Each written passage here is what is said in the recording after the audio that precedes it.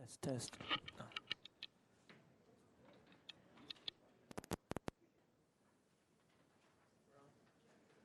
Oh, there it is. Testing. Okay, we're on. Good afternoon and welcome to the regular meeting agenda of the Parks, Recreation, and Community Services Commission on Monday, April 16th, 2018. May we have the roll call, please? Commissioners Asatrian, Present. Kafayan, Present. Wolfson, Present. Wu is absent. President Michaels. Present. The agenda for the April 16, 2018 regular meeting was posted on the bulletin board outside City Hall on or before Friday, April 13, 2018. Item 2, upcoming council agenda items. Thank you. President Michaels, members of the commission, we have a few upcoming agenda items. Tomorrow, April 17th, we have the CDBG annual action plan, the Stengel Field long-term use agreement, MOU, and the senior needs assessment. On May 1st, we have acceptance of funds received from Kaiser Permanente for Glendale Youth Alliance. On May 8th, we have proclamation of Older Americans Month. And May 15th, we're hoping to go to City Council for the Verdugo Park Master Plan. That's tentatively, the master plan for Verdugo Park is tentatively on the calendar. Thank you. Next item, please.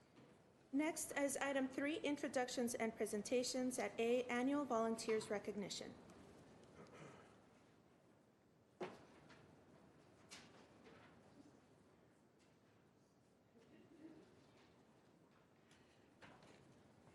Good afternoon, President Michaels and members of the Commission. I'm Gabrielle Golia, the Senior Community Services Supervisor with our department.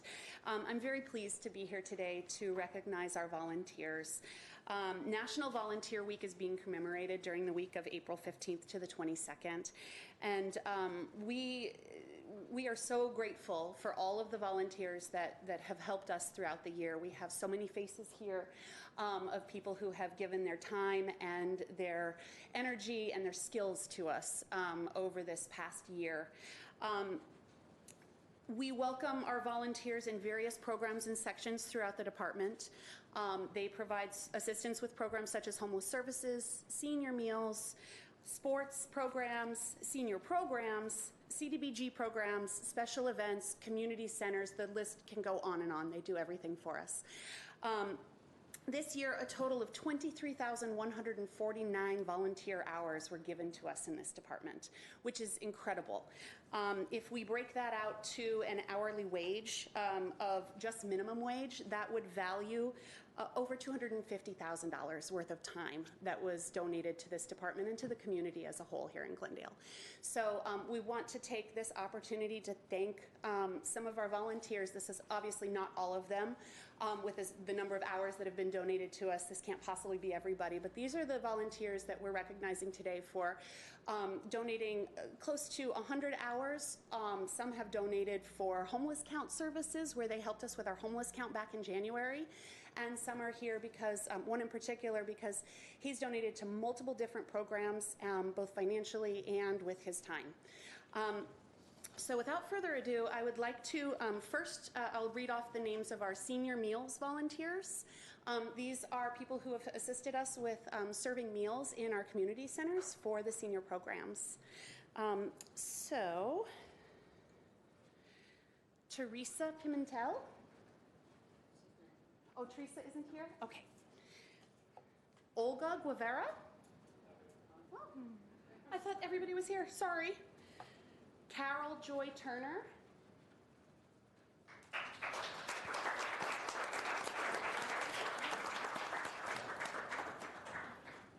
President Michaels, would you like to come down and take some photos with our volunteers? Sure. At the time that you say, if the other commissioners would care to join me as well? Sure. Why don't we do one then at the end with everybody? That way it's not individual pictures over and over again. We'll have you come down with everybody. Okay. Okay. Anita Prelizer. I apologize, it's Chrysler. Terry Ballman.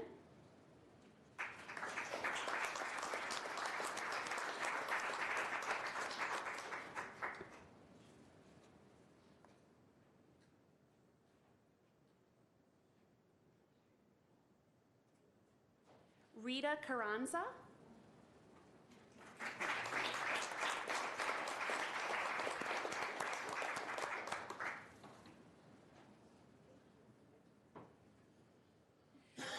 Margaret Yaruski.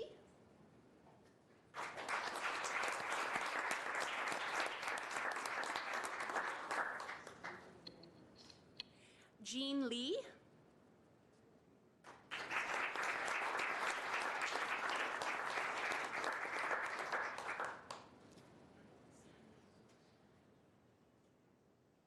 Nick Gonzalez.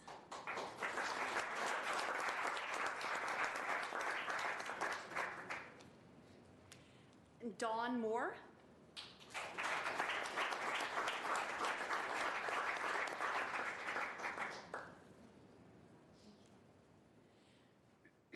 Okay, for our homeless services, we have a few people here. This is not all of the people who helped with our homeless services count, but I have a handful here today.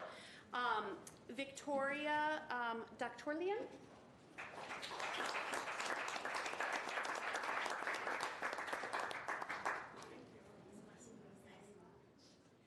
Diana Hill.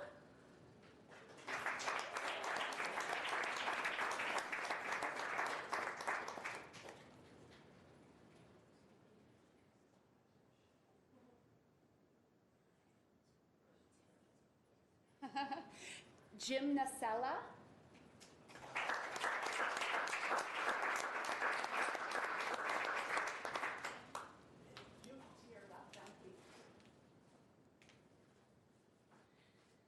And then we have two of our officers here who assisted with our homeless count, Officer Zendejas.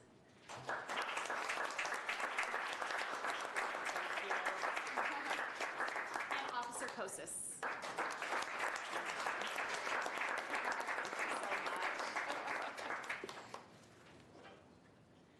Okay, we have one final presentation that we'd like to make.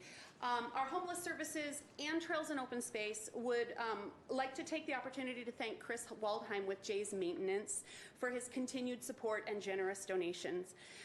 Chris, your support as a volunteer and your donations of hygiene products, blankets, and jackets have repeatedly played a key role in our success during the annual homeless count. There's no way to fully express our gratitude for your loyalty. On behalf of the homeless services staff and clients and also the rest of our department, we would like to present you with a gift to commemorate our very big thanks for your assistance to our community.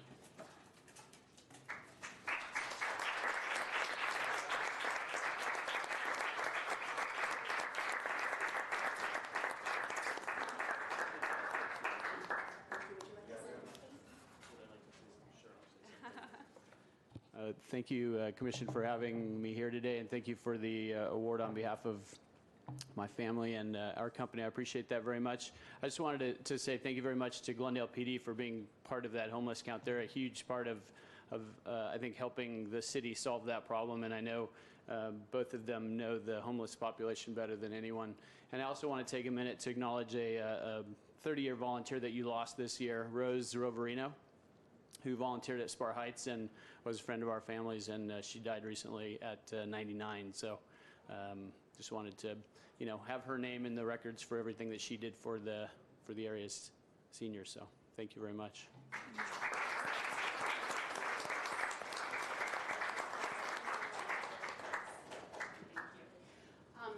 If we could have the commission come down, we would like to take a picture with all of our volunteers. If you have a quick moment, we'll do one quick photo.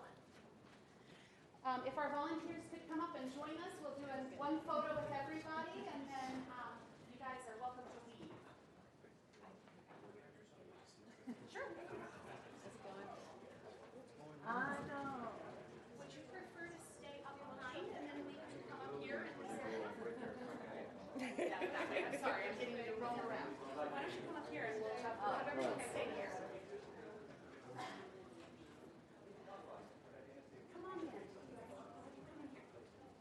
Out of the line.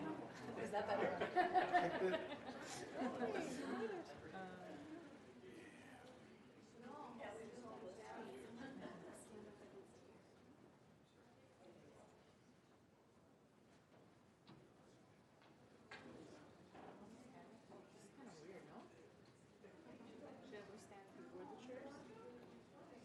stand. Move them here to the side, yeah. Yeah, that's good.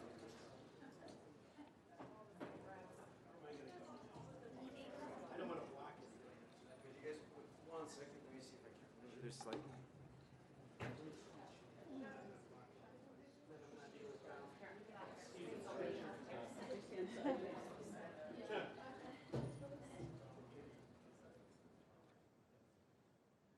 All right, look at it, camera. 1, 2, 3. Any camera will work. Thank you.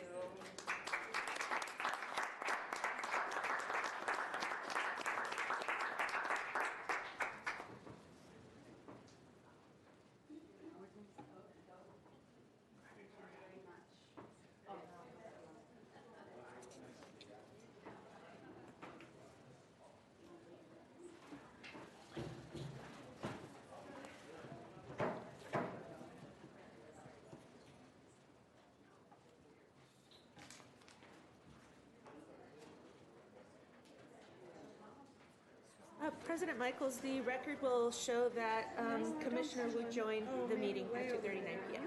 Thank you. Are we ready for the next item? Oh, we are if you are. Okay. Let's give everyone a moment to settle down.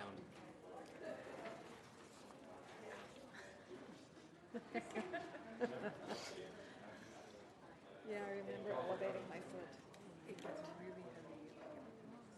Well, also you should keep it elevated as much as you possibly can, you know, till it heals.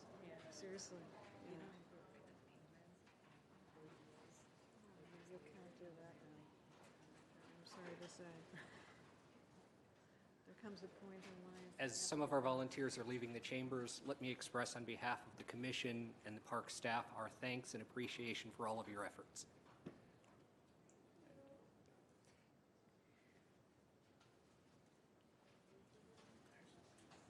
The Next on the item, please. agenda is item 4, Commission staff comments. I wanted to ask a few questions about Nibley Park. I didn't recall voting for the renovation that's in process, and I'm not sure how that works. Do we vote on every renovation of a park, or? And then also, I've noticed I'm over there quite a bit, and that the grass is a little patchy, and I'm hoping it gets filled in where it's very patchy now. And also, I'm hoping that we'll replace the trees that have died. There were several trees that died during the drought, and I'm hoping that we replace them with native oaks if possible. That can be irrigated deep irrigation, and then they'll drop their roots down low. And I'd rather not see pines because they're a fire hazard, and the pine needles are very hard on like little children and their tender skin when they're on the grass. Thank you. President Grant, members of the commission, the requests in regards to we'll look into the oak trees, reseeding the entire field. When I say field, the open space grass area. As for the renovations, small renovations such as bathrooms or smaller CIP projects, we just go straight through council, part of the budget process. The renovation was approved last fiscal year for this fiscal year. But major renovations such as the Verdugo Park master planning, or the number of soccer fields that or multi-purpose fields that we're going to bring to commission within the next couple months, that will go through commission, then to council. Thank you. Are there any other comments? President Michaels, members of the commission, if I may, as I do every month, if I could go through our calendar of events. Between now and our next meeting, we have the following. We have a tea night out, April 13th and 27th at Pacific Community Center. And new for the summer is we're having it at Maple Park Community Center every Wednesday from 4 p.m. to 6 p.m. On April 18th from 5 p.m. to 9 p.m., we're offering Glendale's Midweek Munchies at Parking Lot 31. On April 21st, from 8 a.m. to 12 p.m., we are offering a Wilderness Workday, Happy Birthday, John Muir, at Duke-Majan Wilderness Park. We have a teen workshop, Safe and Healthy Relationships at Pacific Community Center on April 27th at 6 p.m. A Parents' Night Out at Spar Heights Community Center on April 27th from 6 p.m. to 12 a.m. On April 28th, we have a Glendale resident registration for summer day camps and summer aquatics. It's in person only at Pacific Community Center. For day camps, it's 8 a.m. to 12 p.m. and aquatics starts at 1 p.m. Then beginning April 30th at 9 a.m., it's general registration for summer day camps and aquatics. And the community can register online, in person at any community center, the sports complex, and the customer service office. Beginning May 29th, registration for aquatics will only be available online or at Pacific Community Pool. And they can also register over the phone, day camps only, no phone registration for aquatics. Then on May 5th from 9 a.m. to 11 a.m., we are offering a lecture and hike entitled Map and Compass class at Brand Park. On May 6th at 8 a.m., it's the Verdugo Mountains 10K Trail Run and Hike at Brand Park. Very popular as always. May 11th from 6 p.m. to 12 a.m., Parents' Night Out at Pacific Community Center. May 11th from 8 a.m. to, I'm sorry, the time is not correct, but we are having Glendale Dodger Night at Dodger Stadium. Riverwalk Workday on May 12th from 8 a.m. to 12 p.m. at Glendale Narrows Riverwalk. At Verdugo Park, we're offering street food cinema. They're showing Wonder Woman on May 12th at 5:30 p.m. And they're going to be showing different movies throughout the summer. May 16th from 10:30 a.m. to 1:30 p.m., we're offering a senior street fest at the Maryland Paseo. On May 19th from 8 a.m. to 12 p.m., Wilderness Workday at Duke-Majan Wilderness Park. And May 19th, 1:30 p.m. at Pacific Community Center, we're having the One Glendale After School Youth Sports Program Soccer Championship Day. On May 20th at 11 a.m., Haiku, the Interior and Exterior of Being at Brand Tea House. And then on May 21st, we're back here for another commission meeting at 2:30 p.m. If anybody has any questions or wants more information, they can call 818-548-2000 or visit www.glendaleca.gov/residents/calendar. Thank you. I have a question, if I may. The Safe and Healthy Relationships Workshop for Teens on April 27th, is that coordinated by with Glendale Unified School District? I will defer to Mr. Garbedian.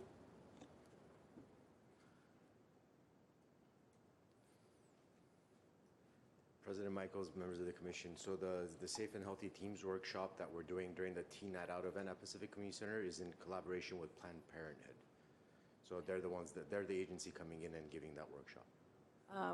With respect to outreach for participation, are you coordinating anything with Glendale Unified School District? Yeah, with Glendale Unified School District, in addition to the bi-weekly meetings that they attend with Dr. Madrigal, who's chairing those meetings, Glendale Unified School District high school students, so Clark, Hoover, Glendale High, and Crescenta Valley High School, our Youth and Family Services case manager has been attending those high schools promoting various events, including Teen Night Out, as well as this workshop that's been taking place. So she's actually interacting with the students and having one-on-ones during their lunchtime, and that's how she's been conducting the outreach. And we've been ramping that up for the last 3 months now, so it's been pretty good in the terms of types of feedback we've been receiving from the students directly. Okay, thank you.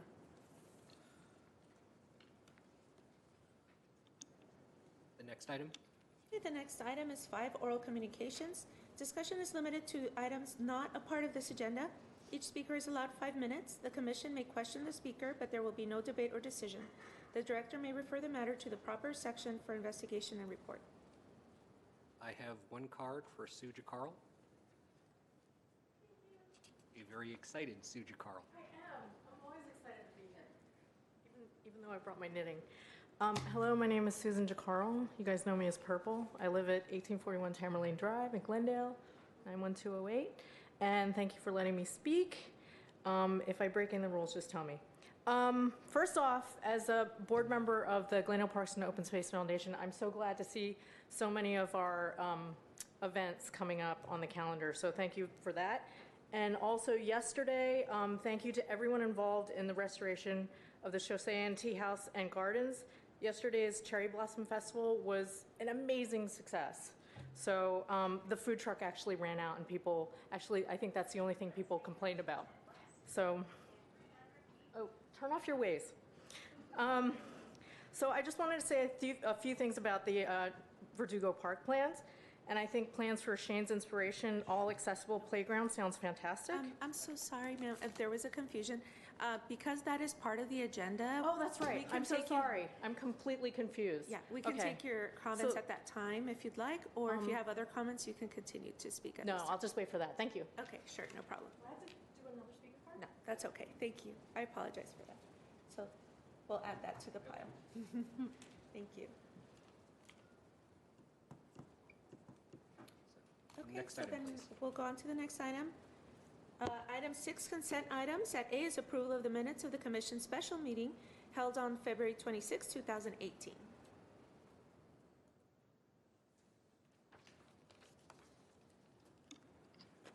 Is there a motion?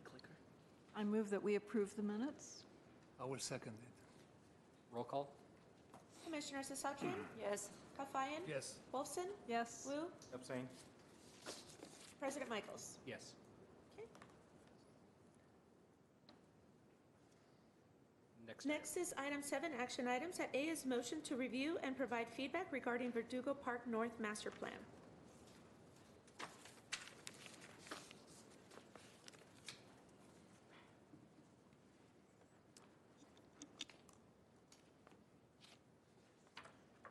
Okay, President Michaels, members of the commission, I'd like to show a brief slide presentation on a couple of our conceptual plans that David Volz, our landscape architect, worked on. He's also here in the audience. If you have any questions, he'll be more than happy to answer them. But there's a few slides. I'll go and introduce the project, then I'll have David come up, talk about the 3 conceptual plans, and we'll go from there. Here's a little background. As we all know, Verdugo Park is a 38-acre park. It includes, we have ball fields, softball field, Little League field, basketball courts, playgrounds, horseshoe court, nice large open space. We have 2 playgrounds, one at the south end, one at the north end. We also have the park maintenance yard, which is the hub for 22 parks. We have a community garden area and also open area, as mentioned earlier, for special events. The park itself is adjacent to single-family residence and Glendale Community College.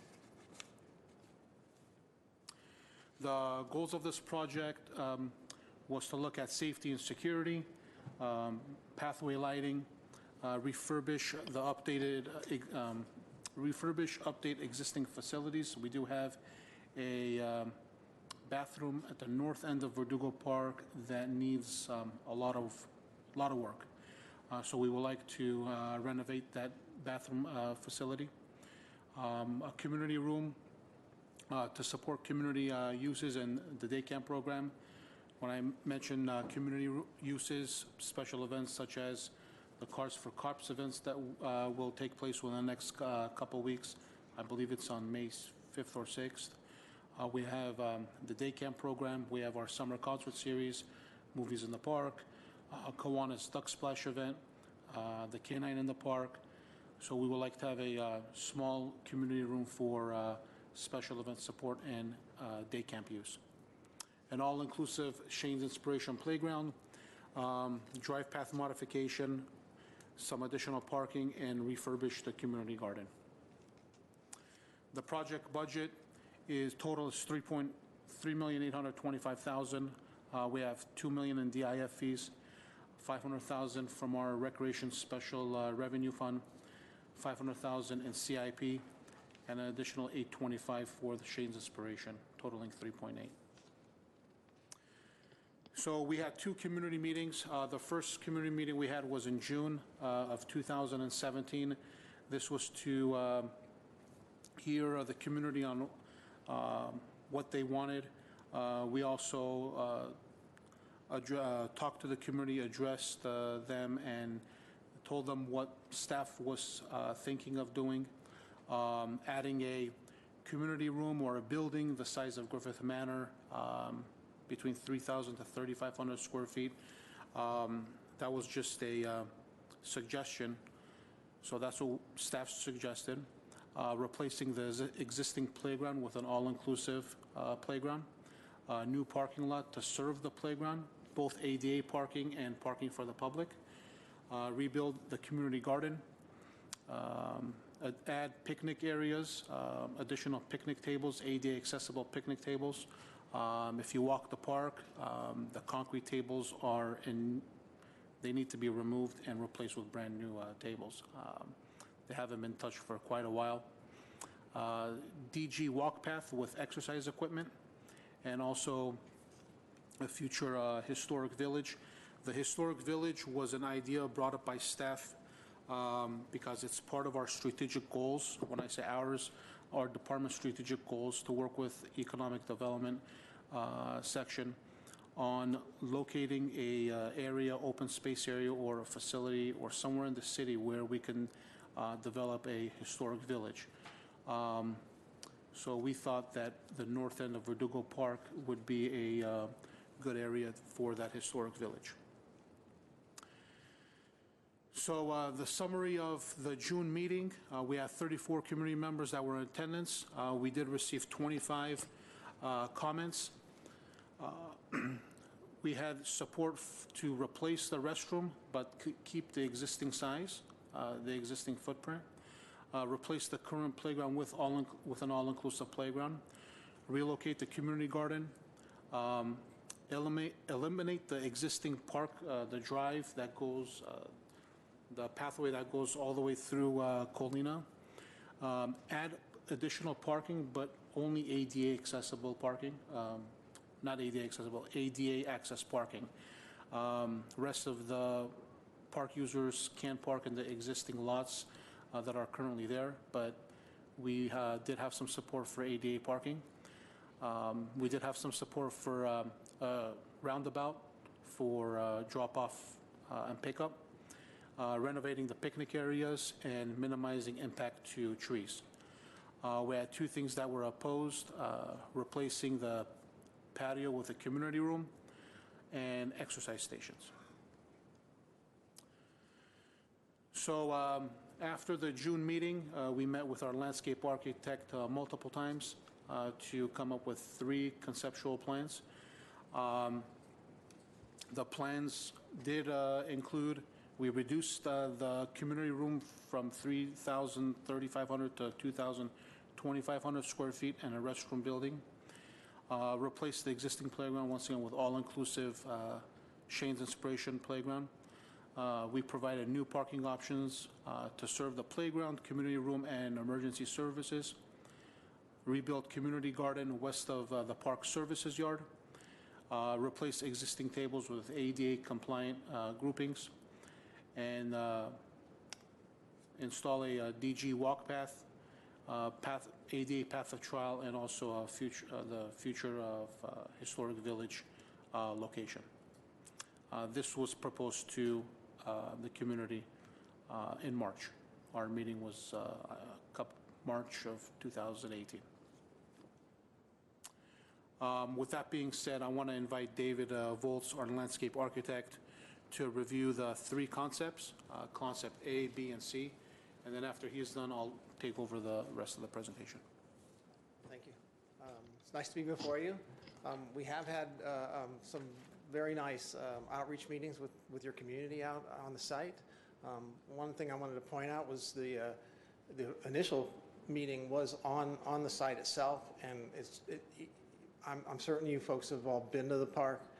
But just walking around there, you know, what the community told us and what was just obvious from the very start was how beautiful that piece of that northern part of Verdugo Park is, and all those trees that we have, especially the the sycamores that are spread throughout the park, and that we need to do all we can to save all the trees and to save the ambiance of the park. And so we try to respond to that, and we're hopefully some of these ideas will improve upon what's actually there, although it's still kind of a minimal idea about what we're planning to put forward in the park. Just to give you some orientation, on this plan, north is to the right. So, and Kenyatta Boulevard's to the east, which is on the bottom of this plan. Colina is the drive on the right side that is where we have some residential properties abutting the park. To the north, I'm sure you know, there's kind of a stream bed along that northern part of this area, and then there's a big upslope to the hills to the west of the property. And this is North Verdugo Park is what we're talking about, and there's not really a north and south, but there is the main park road, and so we're looking at the area north of the main park road, which is kind of off this map to the left. There's some existing facilities in addition to the trees and the picnic tables that are on the site. The kind of the gray space there towards the left top is the city yard, and there's also caretakers facility there. We're planning on leaving those operations. They're important to your ongoing operations, not only at Verdugo, but a number of your parks in this area of town. So with that area we're not really proposing to touch, except for in Concept C, which you'll see. The very middle of the park, that kind of brown square there is where the existing restroom is. Yeah, thank you. That's where the existing restroom is, and there's a patio adjacent to that restroom. It's in somewhat disrepair. It's also not really accessible, fully accessible. So we are proposing to replace that in all of the schemes. We have 3 schemes that we're going to bring before you today. This blue area is the Shane's Inspiration all-access play space that we're putting in across the city on a number of parks. We usually put those in 2 components: the smallest kids and then the grade school age kids. So we usually have 2 areas, and so that's why we have 2 spaces here. We're also in this scheme A. We are these areas represent clusters of trees that we're trying to save as a part of the project. Some of the things we wrestled with were how can we make up for any green space that we're taking out and maybe putting in more green space in our designs. One thing we looked at is this is a park drive right here, and this actually continues to Colina, and on a straight shot. You can see the dashed lines here. We looked at that road. There's no parking on either side of that road. It's a skinny alignment, and you can drive both ways on it. But all it does is let you have a little shortcut through the park to get from the main drive to Colina or vice versa. And we looked at that as maybe an opportunity. Maybe we take out that or part of that drive so that we can think about other ways to access this park, especially with a vehicle going through the very middle of this nice big open space that we have. So in this scheme, because we want to provide access to the play space itself, we're looking at including some parking. In this scheme, we added actually adjacent to that drive 15 total parking spaces plus 3 handicap accessible spaces, since that's what we think would serve well to provide access for these 2 play spaces. The other thing you'll see in all the schemes that we're proposing is a perimeter walk that would allow us to get around the whole park, including this component right here. If you're familiar with the site, right here, you know, the south end of Verdugo Park has the ball fields and those other kinds of facilities, and there's actually, the sidewalk ends right here, and you can come across the street, but there's nothing but grass. And so we see this as an opportunity to provide access, some trail system that would get us to the new play spaces, plus a trail system that would get us access to all the picnic tables that are spread all throughout the park. And we were asked to look at permeable pavement and low-impact designs. And so what we're proposing is a decomposed granite walk that would allow us to have ADA access to those picnic tables that are in the perimeter, and also to access the main activity areas that we're trying to provide in the center, adjacent to where the existing play space is in this area right here. And so these play spaces would be a little bit bigger, but we would have, with this walk system, an access point to get to those play spaces. Also in the scheme, we're looking at rebuilding many of the picnic facilities. As you might know, there's nicely grouped picnic areas, but they're in the grass, so we're moving some of those into DG pads so that we can have easier access. We would still leave some of the tables out in the open grass areas, but many of the tables under this scheme would be easier to access on an accessible path if we implement this. We're also, because this perimeter path would provide quite a nice walk around, we also thought maybe we could, at the suggestion of some community members, maybe we could add some exercise equipment spaces along that path, so that if you wanted to do a circuit, you could go around the perimeter of the park and do some exercising along the way. Another thing I want to point out is that currently there's a community garden, planted garden where you can grow vegetables and those kinds of things. It's a bit overgrown. If you've been out there when we walked with the community, you could see that over the years, many years, some of the gardens have become areas where there's fruit trees and other kinds of trees and bushes and things that are overgrown. We're looking at maybe rebuilding that more like some of our more modern community garden areas. And there is some open space to the north here that we think we could use to, it's fairly flat. We could build a little footbridge across the creek there and access this kind of open space that would be sort of found space. It's kind of a dumping ground right now. And we could clean that up and make it into a new community gardens area with planter boxes and those kinds of things, so that it'd be easy to get to and cleaned up and refreshed and new. Let's see if there's other things I wanted to put on. In each of our schemes, the three schemes that I have, we would require the removal of some of the trees that are out there. Many of the trees that we've highlighted are either in areas where we can't avoid taking them out, or in some cases they're in decline.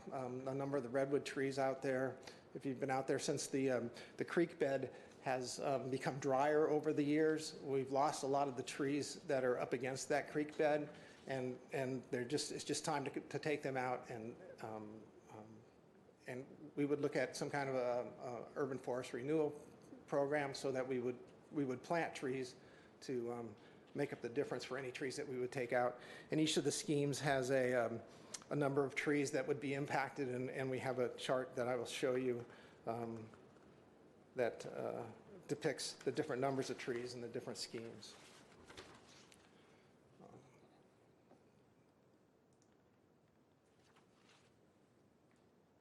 This is Scheme B, and what I'd like to point out on this scheme is that we've taken out that bisecting road that goes across the middle of the site, right across here. And in this scheme, we would actually go through the back of the operations area of the city yard back there. We'd have to make some modifications to this back of the yard area. We'd have to expand. We'd have to replace that with some expanded area right here. But we could accommodate a drive-through along that backside for a limited number of vehicles for parking here.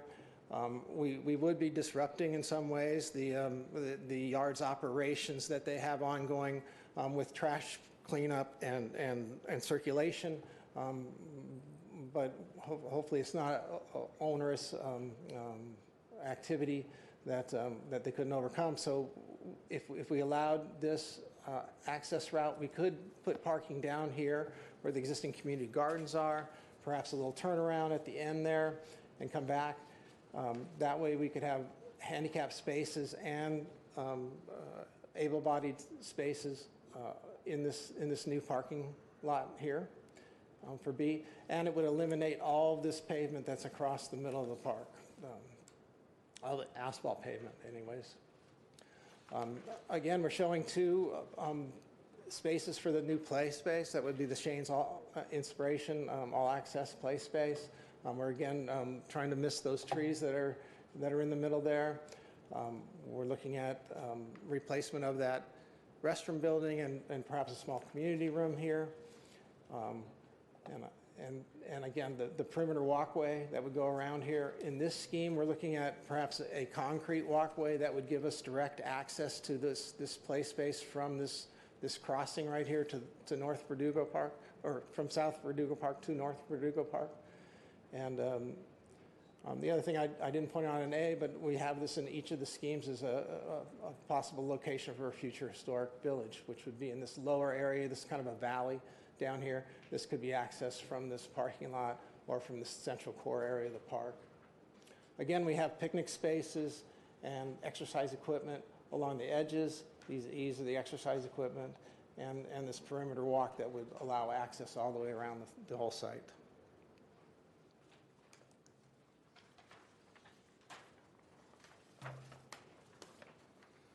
This is the third concept that we're bringing forward.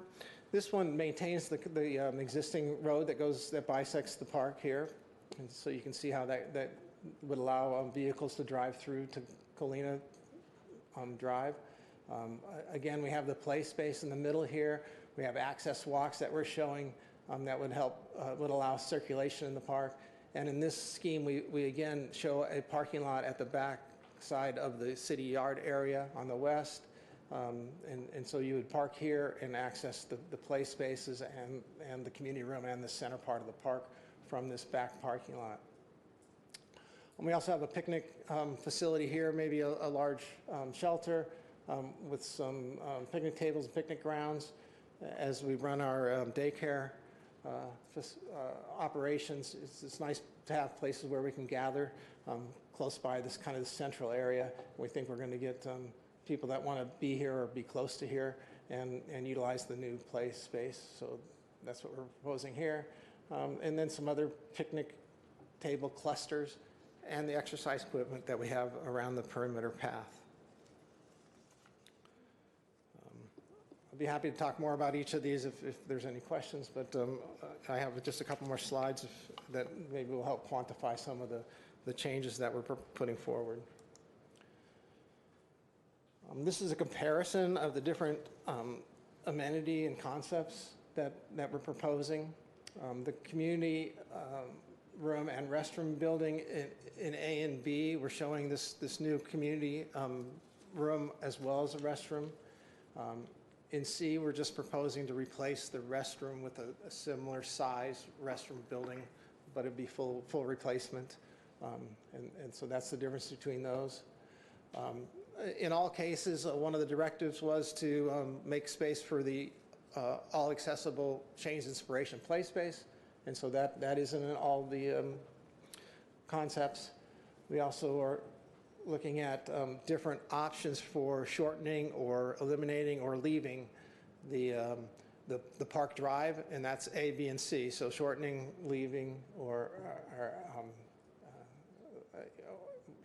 wait, let me make sure we have this straight. So we'll shorten the park drive in A. We remove the park drive in B and move the parking area to the back of the city yard. And in C, we leave the park drive there, but we also include a parking area in the back of the city yard space. The rest of the amenities have been included in each of the concept schemes in slightly different layouts. And those are the ADA picnic groupings, the pedestrian path, the perimeter trail, fitness equipment stations, the relocated community garden, and the historic village pad that we're proposing there in that valley area.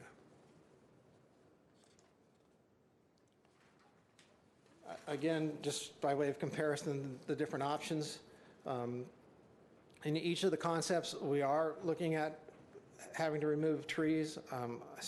Of the tree removals, 17 of them are those are redwoods that are in disrepair.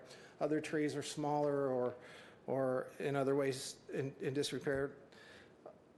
As the design moves forward, we would challenge ourselves to come up with designs that would leave as many of the trees as possible, so hopefully we would be able to reduce these numbers. But again, some of the trees are in disrepair and should be looked at to be removed as they may be safety hazards. There's also, in the middle of this chart, we are minimally impacting some trees just by putting in the perimeter. If you're familiar with the site, the tree coverage is almost the entire site, so any improvement will perhaps go within the drip line of trees, and so we just wanted to make sure that we put forward that this is the number of trees that would be minimally impacted, and then some we might encroach close to the trunk. Again, the design is not fully scrutinized, and we will try to avoid trees wherever possible, but you can get a general idea of the impact based on this chart. Concept A would be the least number of trees impacted, and B would have some more, and C would have some additional trees impacted, 31 to be specific.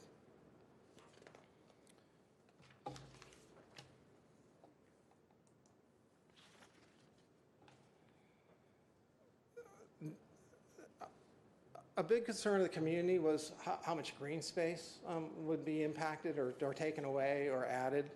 And the general objective of the project and what we heard from the community was that we like the green space and we like the way it is and we want it to be preserved in any way possible.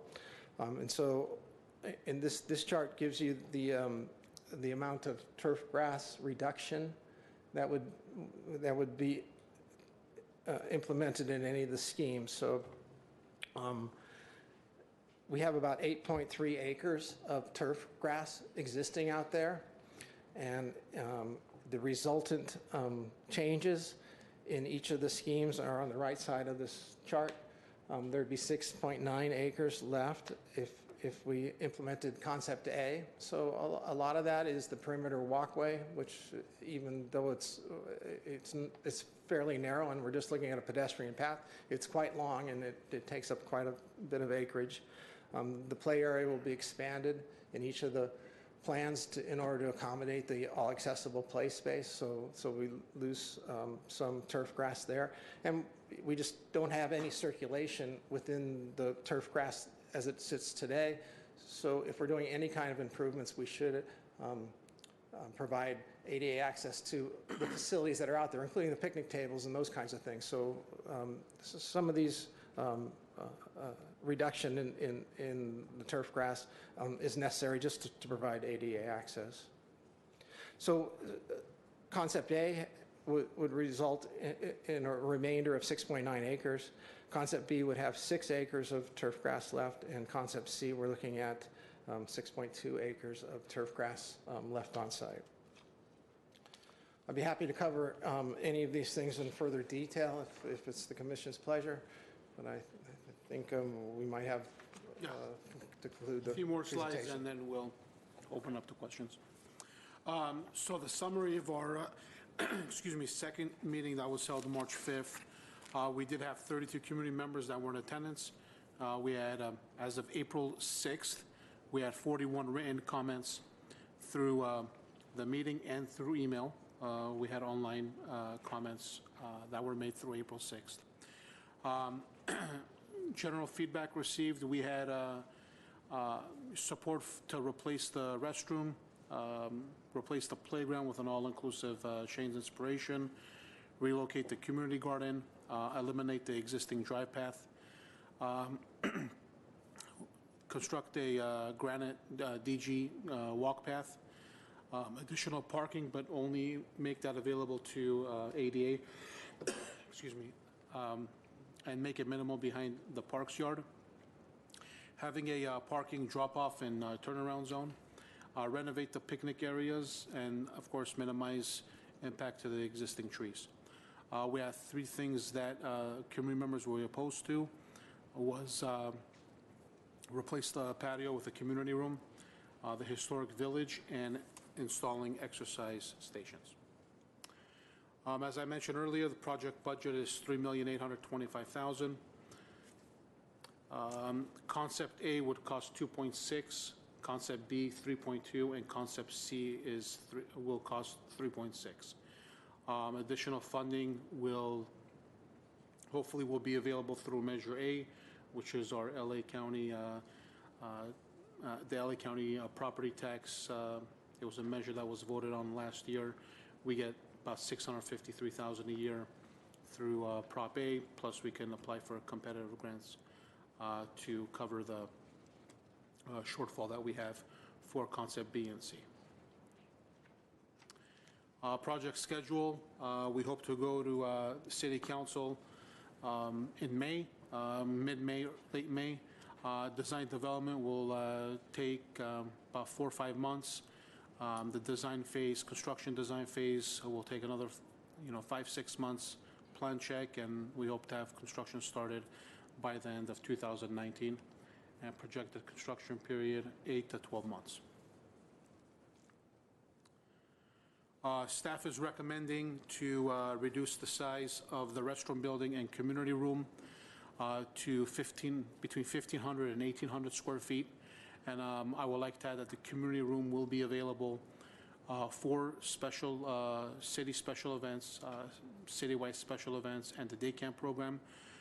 We will not have the community room available for rent for private parties. We are aware that Dad's Club is available. The city did enter in a 25-year lease agreement with the Dad's Club, and city staff and the city supports what the Dad's Club does to the community in the Verdugo Woodlands area. So we do not want to compete with them in terms of private rentals. So we will not be renting out this facility for private parties, let it be birthday parties, baptisms, quinceañeras, wedding receptions, and so on. We would like to replace the existing playground with a Shane's Inspiration playground, add ADA parking spaces, not a full parking lot, but some ADA accessible parking spaces for the participants that will be using Shane's Inspiration playground. Rebuild the community garden. We would like to clean up that community garden area and move it up closer to the parks service yard, and replace existing picnic tables make the picnic tables ADA compliant. We do want to install a DG walk path with exercise fitness equipment stations. The exercise stations will be similar to what we have at Pelanconi Park, Palmer Park, Carr Park, Catalina Verdugo Trail, and Maple Park. We do see a lot of our park users using those exercise equipment, and we would like to add some to Verdugo Park. And we would like to also bring the ADA path of travel into compliance for the above items, and then also the future of the historic village. Any questions or comments? I'll kick I'm sure us there's off. questions and comments. I'll kick us off.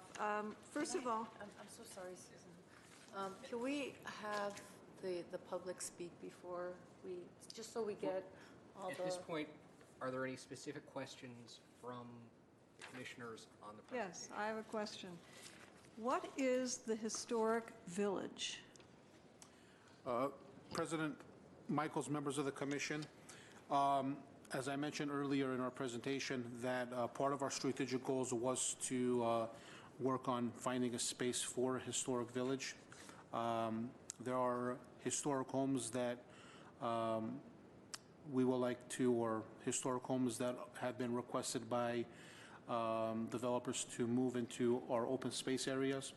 And we were thinking if we have a historic village anywhere in the city, that we can program it similar to what we do at the Casa Adobe, Verdugo Adobe, or the Doctor's House. We'll have a docent program, and that basically have an education program at any of the sites that we wish to have the historic village. That's my only question. If there are no other questions, we can go to the public comments. So I will invite Susan DeCarl to come back up.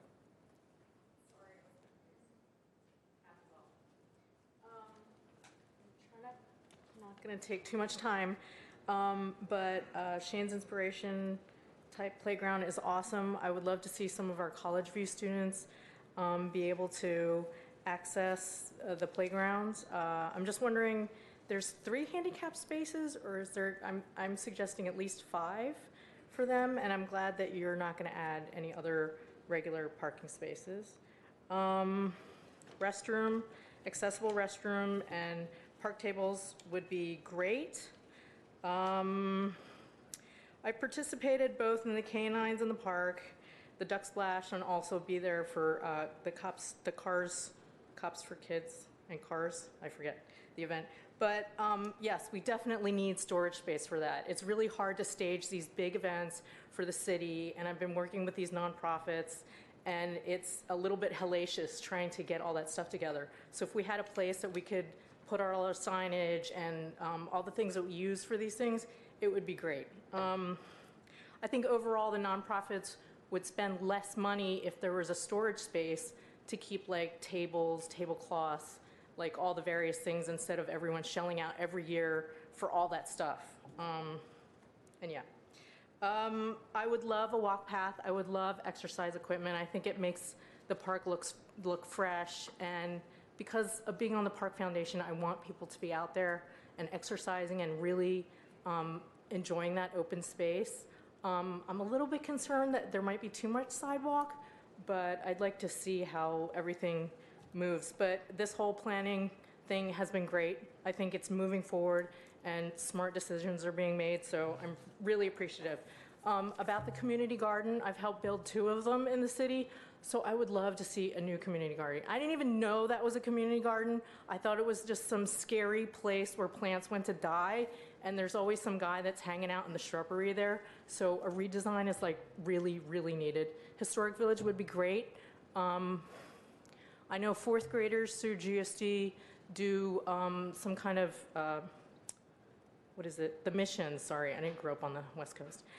So if it had something to do with the missions and our students could go visit and learn and have it be interactive, we could like people it with volunteers to make it really immersive for the kids. I think that'd be awesome. I think that's it. Thank you. President Michaels, I'm sorry to interrupt. If I may suggest asking the members of the public that are speaking to state their names for the record, please, even though you read them out as well, but just for the record.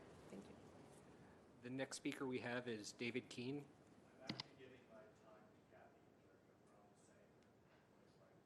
Okay. We'll move on to Sarah Morrison.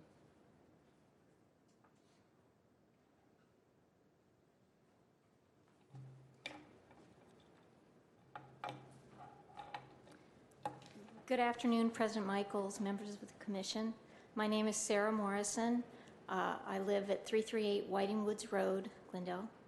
I'm speaking on behalf of the Whiting Woods Property Owners Association, and we consist of over 100 homes in North Glendale, and Whiting Woods residents spend time at Verdugo Park, walking, biking, playing sports, going to the playground, and for other events. And we think that Verdugo Park is a gem in the city, and we appreciate the city's efforts to update the park facilities, and also that you gave us opportunity, or the community opportunity, to provide our comments.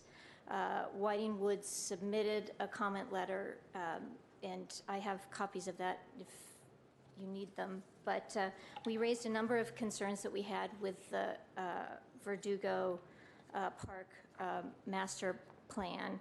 And I just wanted to note that in the staff report that we reviewed, it listed comments that were received in opposing and supporting various elements. And Whiting Woods represents a number of residents. So just wanted to point out that it's not just one comment letter represented a number of residents. And if the meeting had been in the evening, we might have gotten more of those residents to be present. But I'm here and just wanted to raise a number of things that the staff report and the presentation today didn't address that were in our comment letter. The first issue that we raised that was very important to our board was the city of Glendale is very park poor. And we said in our letter that the south section of Glendale in particular has dramatically increased in the number of residents. And in a recent EIR that was issued by the city, it said that in South Glendale, there's 0.2 acres of park per 1,000 people when the national recommended standard is 6 to 10 acres per 1,000 residents. So our request would be that this almost $4 million be used to acquire parkland in South Glendale that's desperately in need of more park space. But having said that, if the city decides to move forward with the park project, we have a number of comments that we raised in our letter that I just like to mention quickly. One is the community garden. The presentation was not clear about the size of the existing community garden, and we're not exactly clear from the map, from the site plan, where the relocation is and what the size of that is, the new community garden. And the letter was received. If possible, if you could just hit the highlights. We do have a number of speakers, and we have a limited time. Sure, I'll do that. I just wanted to say that, we would ask that the community garden remain in its place. It's accessible to the public. It does need a new fencing and, renovation, but we think the location is more accessible and, appropriate and would keep this, the size larger, which is important for the city, important resource. As to our next issue regarding the road, we had said in our letter that we preferred the option that moved the road behind the maintenance facility. However, in looking at the plans, again, we noticed that the concept B actually has an emergency roadway that still goes through the center of the park. So that to the extent that that would mean that there were two roadways through the park, our preference would be for just the concept A that has one roadway that stops at the restroom rather than going all the way through the park. And I did prepare a revised modified A that presents our position.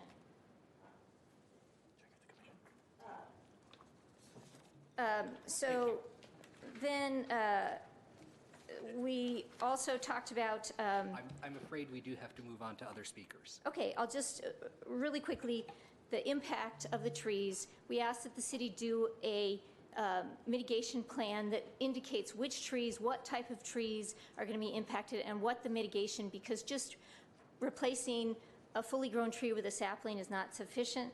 Lastly, the historic village, we think that's completely inappropriate and inconsistent with this open space natural setting of Verdugo Park. Thank you very much for your time and consideration. Thank you. Catherine Yurka.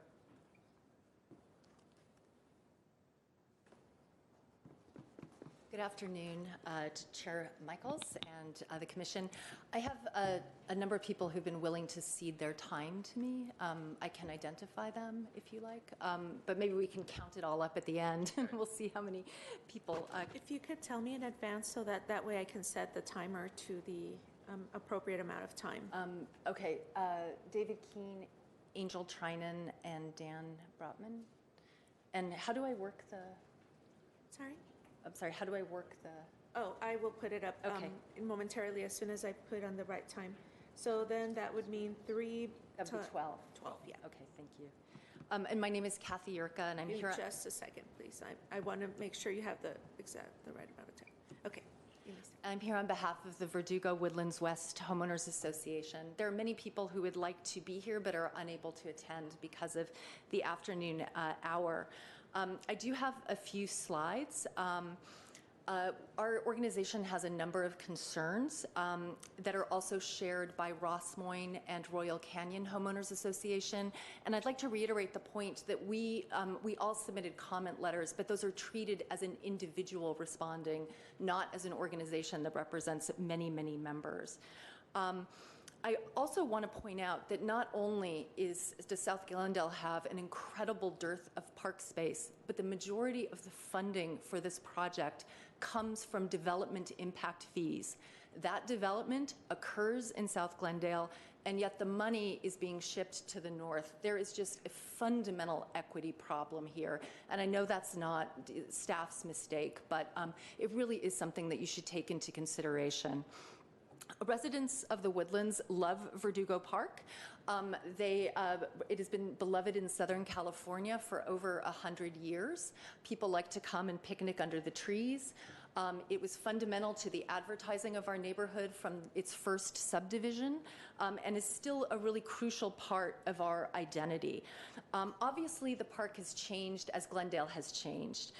The north end of the park has long since ceased to feel wild, but it's still quite pastoral in its feeling. And I'm sorry that there weren't more photos of it. I didn't include any because I thought there would be as part of the staff presentation.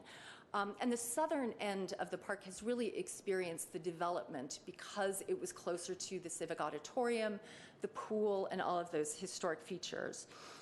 Residents of the Woodlands are very concerned that Verdugo Park North maintain that pastoral quality, that development be minimized, and that existing trees and turf be retained.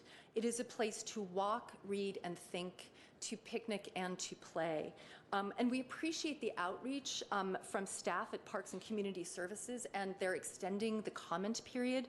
But we are concerned that public comments don't bear out the recommendations. I was very surprised to read that residents favored Plan B 3-1 because that was not my experience in talking to people. Out of the 41 public comments received since the March meeting, 30 people voted for no plan. And this is despite the fact that the email communication requesting comments specifically asked residents to tell us which of these 3 concept plans you prefer. At the community meeting in March, people who attended were also asked, what plan do you want? And they did not want to specify. The facilitator told them at the end that those weren't the only options, that there could be some kind of hybrid of the plans, and that was well received, but that's not quite where we've gotten to yet. At the first community meeting in the park in June 2017, we were told that a plan for the south end of the park was going to be put in motion after the north end. At that time, the public requested a comprehensive plan for the park as a whole, not one that divided the park into north and south ends. Instead of doing that, the idea is that all the changes are going to happen to the north, but both parts of the park haven't really been considered. Also, people requested that a study be done to see how people actually use the park. That also was not completed. So what do people support based on their comments? The restroom upgrade, that will not increase the building footprint. No community room. Since the very first meeting last year, the idea of the community room was overwhelmingly rejected. And I'd like to correct the statement that the community room at that time was presented to residents as 3,000 to 3,500 square feet. That's not true. It was 2,000 to 2,500 back then, as you can see from the community outreach document that was prepared. 25% of people supported the community room in comments after the March meeting, but that may have been only because they were told over and over by staff that the community room would not increase the footprint of the building. And I don't think there was any bad faith there. I think it was just a mistake. It will obviously increase the building footprint. And even then, 75% of the people did not want a community room. And it doesn't matter if it shrinks to 1,500 to 1,800 square feet. That is still removing turf, and it's unnecessarily removing protected sycamore trees. There is a community room for rent directly across the Dad's Club. It is a waste of South Glendale money to have 2 community rooms within 100 yards of each other. And I understand that it would be nice for groups that put events to have a storage room. I am on the board of a nonprofit. I would like to be able to store my rooms, a lot of my stuff someplace else as well, but I don't. And I don't think it's the city's obligation to provide that. Shane's inspiration, 100% of commenters favored this, but many of us wondered whether it didn't make sense to put it in the south end of the park, which is devoted to structured play. It's where the baseball field is, the skate park, and the basketball courts, so that parents could supervise children at a range of activities. We were told that, if it were moved to the south end, that 11 sycamores would need to be removed. We'd like to actually see what kind of proposal they came up with, or what kind of plan that produced that number of trees. Everyone wants a picnic facility upgrade. They're very old and deteriorated. They did want to eliminate the existing road. I still don't understand why the existing road was part of Concept C, why any of the concepts included that road, given how much people wanted that removed at the community meeting in June. 90% of the commenters wanted the walking path, but half who commented said they did not want concrete curbs. A 4-inch concrete curb is like a sidewalk. It's very prominent. One solution would be to use river rock and have it partly embedded, like the rock partly embedded in the ground. We acknowledge it might be a little hard to trim the grass around it, but perhaps we can agree that if the grass is a little longer by the walking path, it's not a fatal problem. And also perhaps a hand trimmer could be used twice a year to keep it in line. So what people don't support, in addition to the community room, was the parking arrangement. That got literally 0 votes. So the staff is recommending just ADA accessible parking. We would like to know right now how many spots that is. Is that the 5 ADA accessible van spaces? That would be fine. If the playground is built there, of course there would need to be ADA accessible space adjacent to it. But that parking lot has to shrink. You do not create a giant, so much of Verdugo Park is already parking lot, a lot of it accommodating the college students, and you just don't want to radically increase the size of parking in a part of the park that is really quite pastoral in nature. 63% of the commenters did not want exercise stations. Those have no place in the north end of the park. I cannot imagine what is fresh about metal exercise equipment under trees. As staff has mentioned, there is lots of exercise equipment at various parks in Glendale. Let's either keep it out of Verdugo Park, move it to the south end where there is more development, or as a last alternative, move it along the hiking trail that's at the north end of the park, where at least it would be primarily out of the public view.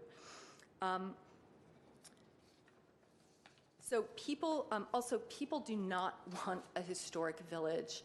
And once the word gets out about what it is, more people are going to come forward not wanting it. You do not give up open space in your city because a developer wants to tear down a house.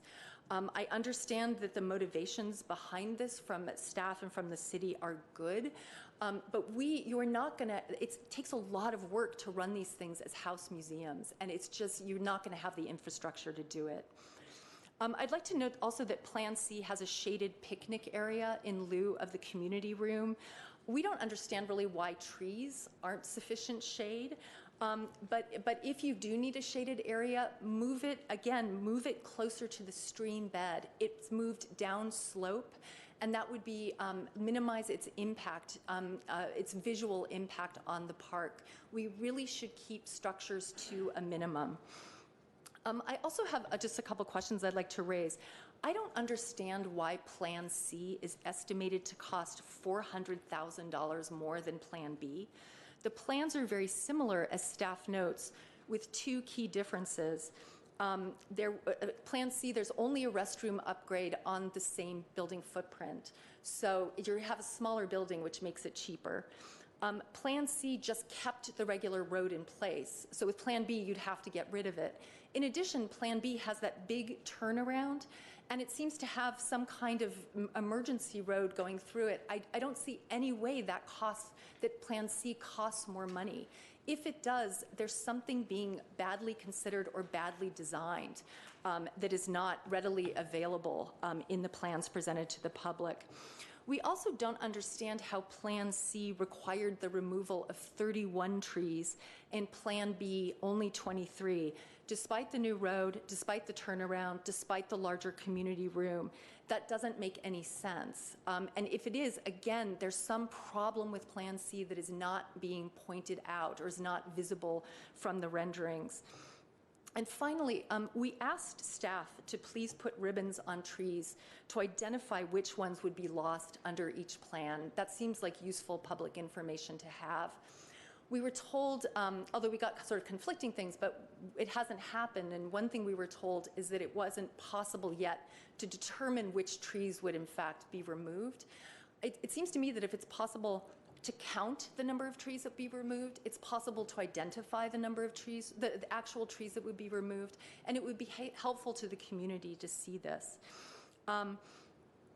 Please help to make this work for those of us who are frequent users as well as neighbors of the park. And I should say a lot of the people who've attended this meeting live quite close to it. The public has provided ample evidence that it does not want Plan B, but they want, as you can see, some kind of hybrid. Although I will say that most of us would prefer the park to be mostly left alone and the money be spent in South Glendale, where people are clamoring for additional park space and where the revenues for this park are being generated. But it's also clear that most people would like a combination of different features, not Plan B. The last thing I will say is just the staff presentation mentioned lighting. I don't think there's anything about lighting in the plans. That is a huge issue for people who live near the park. So it'd be nice to have some more information about that. Thank you.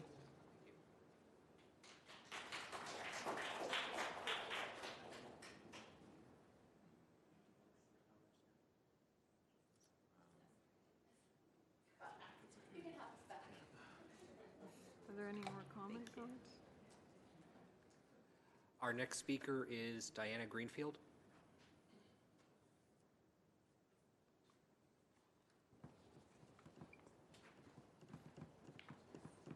Good afternoon, ladies and gentlemen, commissioners. My name is Diana Greenfield. I live on Colina. I am one of those houses abutting the north end of the park. I have lived there for 14 and a half years, and every day of those 14 and a half years, almost, I have walked my dogs in that park twice a day.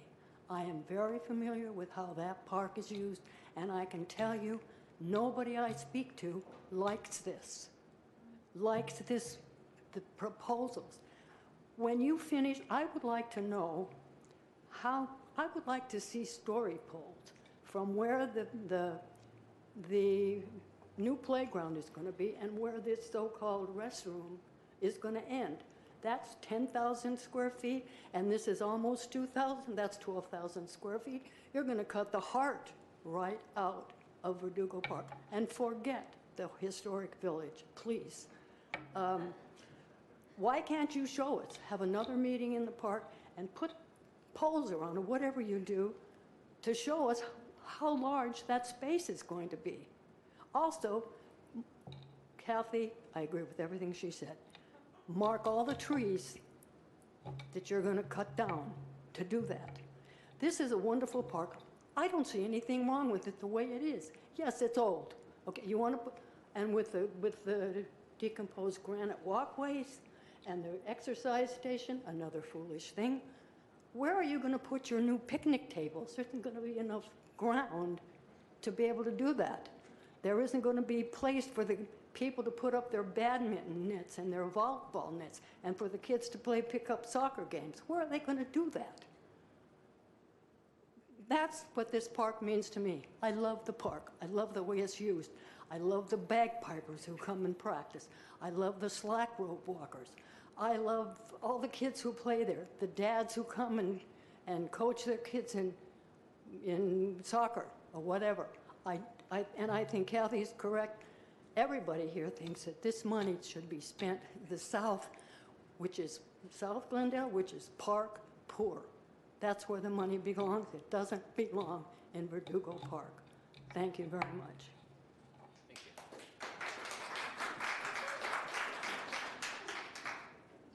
Our next speaker is Roseanne Kalasa.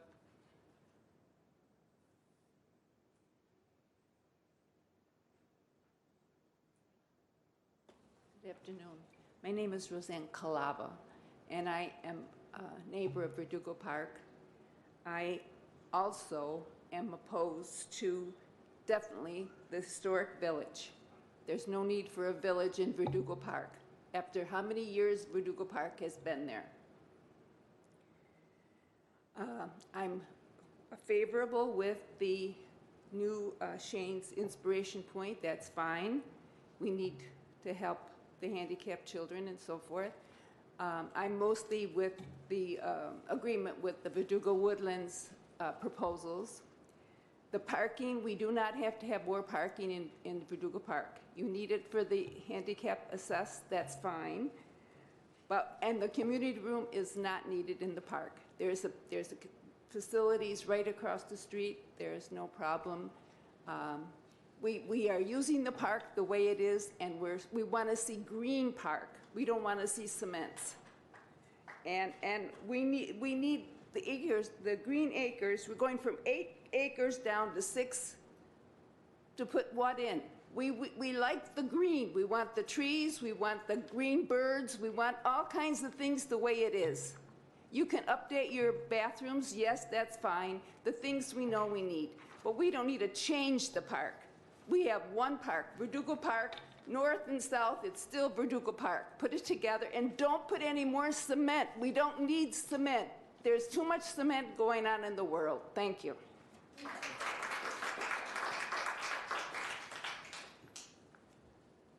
The next speaker is Christine Sauceda.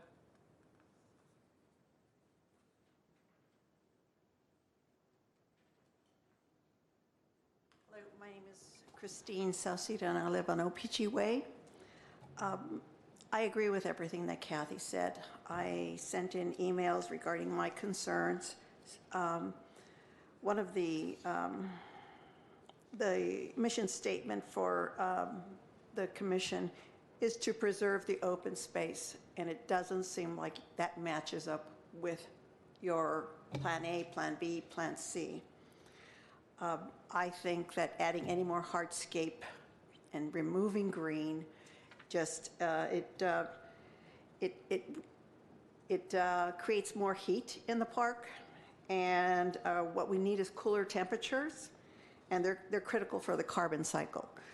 The historic park, I don't get it. I don't understand why that's even considered, and I have also asked for marking the trees that are to be eliminated. But, you know, if you read any of the comments that people have done regarding Verdugo Park, they've got reviews. It's a peaceful place, not a lot of chaos. Tons of open space. Love this park. Closest thing to a forest. Any of those plans that you have don't match any of the reviews that have come in, and you can check the reviews yourself. I, again, do not want to see the exercise equipment. I am in favor of upgrading the restrooms. with the existing footprint that was explained and told to us at the last meeting. Upgrade the picnic tables. Yes, develop a comprehensive plan for Verdugo Park to consider the Shane inspiration. I'm trying to see if there's anything else. I like the park the way it is. It's quiet, it's peaceful. I do see volleyball nets set up there. There's a lot of appreciation for the trees and the grass and the open space, and any of those plans changes the impact of that park. I think that's it for me. Thank you. Thank you. Our next speaker is Scott Frazier.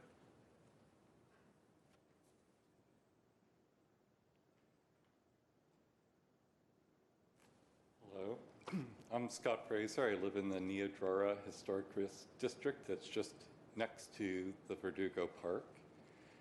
I've been to the meetings, and I know it's hard to summarize a meeting, but I have to stress the degree to which the meeting summary that's being provided is misleading at best. The historic village was never mentioned.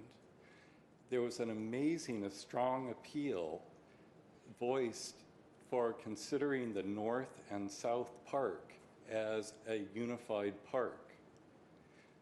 We need storage space for some of the community organizations. We have hardscape space and buildings on the South Park that could be modified to provide that. It's embarrassing that we were shown plans for the park that only showed the north half. Mysteriously, it ended at the middle drive that separates the two. I really think that we need to have an integrated plan that makes the best use of both the best features of the South Park and the best features of the North Park. The wilderness park aspect of the North, the structured play aspects of the South, and if we bring those two together and abolish any consideration of the historic village, I think we'll have a real success on our hands, and I encourage you to pursue that. Thank you. Thank you. Our next speaker is Satrak Balian. Please come to the podium so you can be heard on the recording.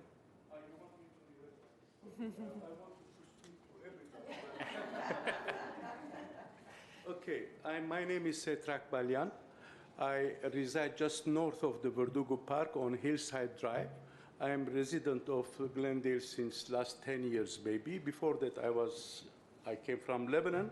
And interestingly, when I'm speaking and when I'm being heard about the park, the memory came of my first experience with the park. It was in the summer of 1959, where I had to spend the whole summer in London, and I was introduced to the Hyde Park. Probably you have seen the Hyde Park or you have been there, but the one thing that struck me the most is the trees and the grass and etc. Everything is okay. But when you walk in the middle of the park, slowly you go away from all this traffic commotion, the noise, and suddenly you are in a peace. You are with nature, and that is the best way of relaxing. If you are walking along the seaside, or you are walking in a greenery, in a space, in the nature, that's the way to relax. And I would really ask the Commission to consider to leave the small Glendale Park with whatever peace, with whatever nature it has now, with minimum disturbance. Specifically, I want just to mention a few things. I read the notes there that the restroom is non-compliant. What does it mean non-compliant? If it is the plumbing work, by all means, repair that non-compliance. But the roof and the size in between these trees, have you gone and walked around that restroom? You can hardly see it because of the wooden roof beams, and it is marrying so well with the trees and so on. And then this exercise fitness equipment. What is it, the fitness that we want or at least I want, is to have the peace. If I want to exercise, I go to the 24-hour fitness. But I really mean it. Imagine all these mechanical instruments that are all around you. One thing that I agree with the plans, with my respect to the landscape architect, is to remove that road from the up to Covina. Historic village, I don't understand what it is. Community garden, I went and saw it when we had the meeting in June. It was a mess, in my opinion. The purpose and the use of the community garden was not clear to me. Thank you so much. Thank you. Ruby is our final speaker.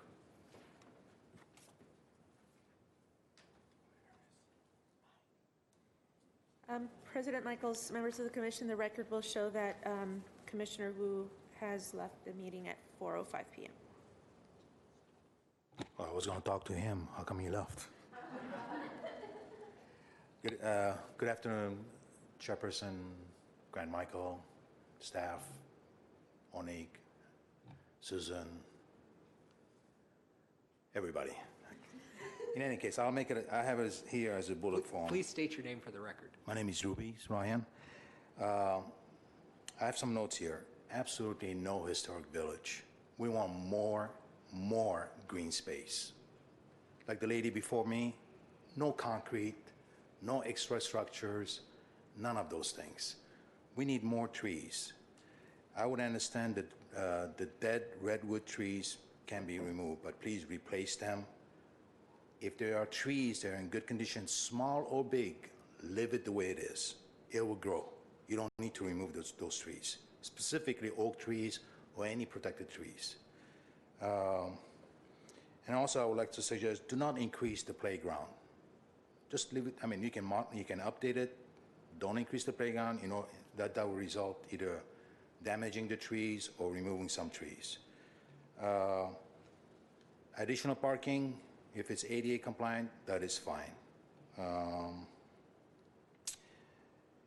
And also take care of the turf. I mean, the turf is not in good condition, in my opinion. There are a lot of areas that are not just dirt itself, so that could be planted and have more green space. It should be a passive park, not an active park. People like to go there and have, like the gentleman over there spoke, he wants to have peace. If there's an active park, you can go to Fur Lane, okay? That's basically it, and definitely no exercise stations with these little things that I see. I prefer having just green. I grew up in Africa, and let me tell you, you want a forest, that's what we need to have. Basically, shade, green space, beautiful trees, passive. The one down the south side, it's already active. You don't need to make the north side active.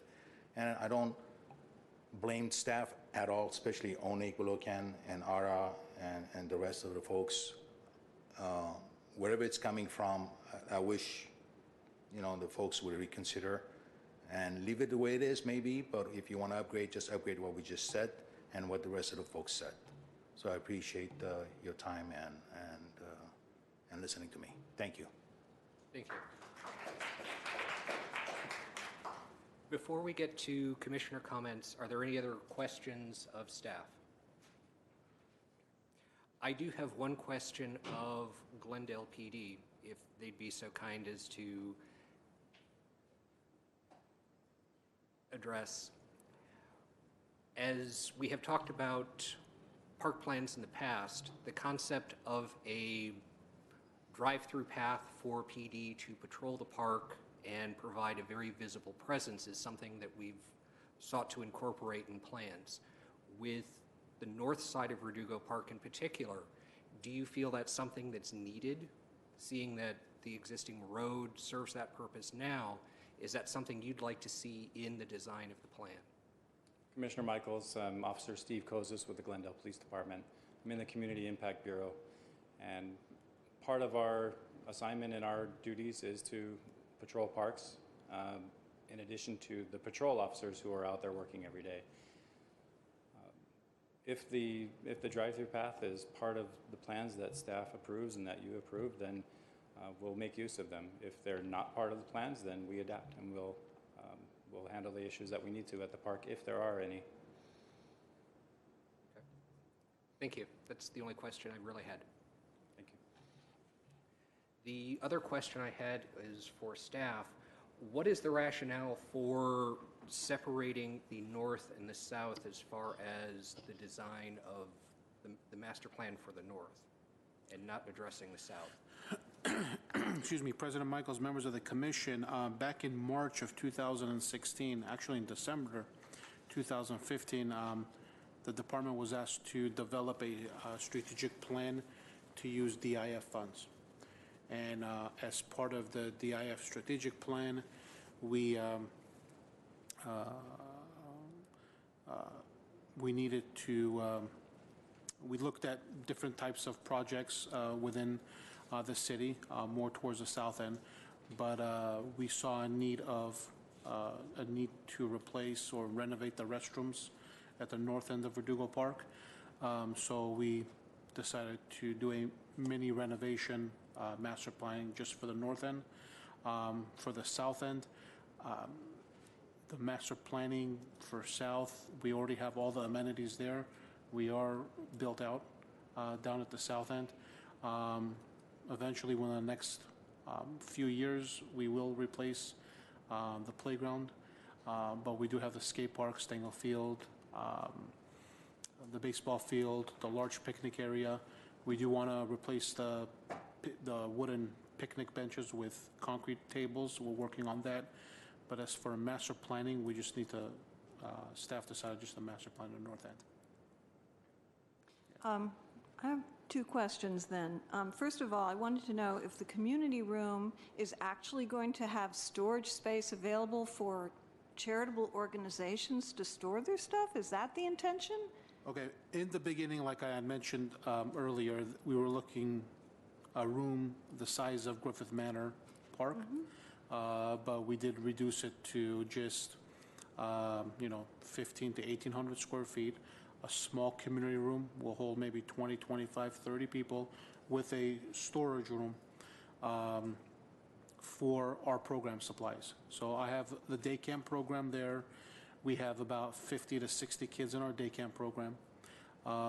We rent a 20 by 10 bin every summer, and we put on the concrete pad for storage to store our day camp supplies. So this room would be used to store our day camp supplies during the day camp season, the 10 to 12 weeks per year. And then if we have a special event, such as the Rotary for their Cars for Cops, they will use it to store their items during the event. But storing it year-round, no, it won't be a storage for the nonprofits, just for the day of the event. We have 5 summer concert series. We have movies in the park at that, in the north end. We will use it for, staff to store their supplies. We won't have it available for birthday parties and so on, because we don't want to compete with the Dad's Club. One other question. With respect to the south end of the park, are we saying that the south end is ADA compliant? The south end is not ADA compliant, so eventually if we were to touch something or renovate a building in that area or the bathrooms, we would probably have to make it ADA compliant. Thank you. Can I Are we ready start for us off? comments? Yes, I would like to. First of all, I want to thank the staff and everyone who has tried to. I'm sorry. Oh. Ellen, your question? Oh, okay. The report noted that you initially wanted 3,000 to 3,500 square feet of community room.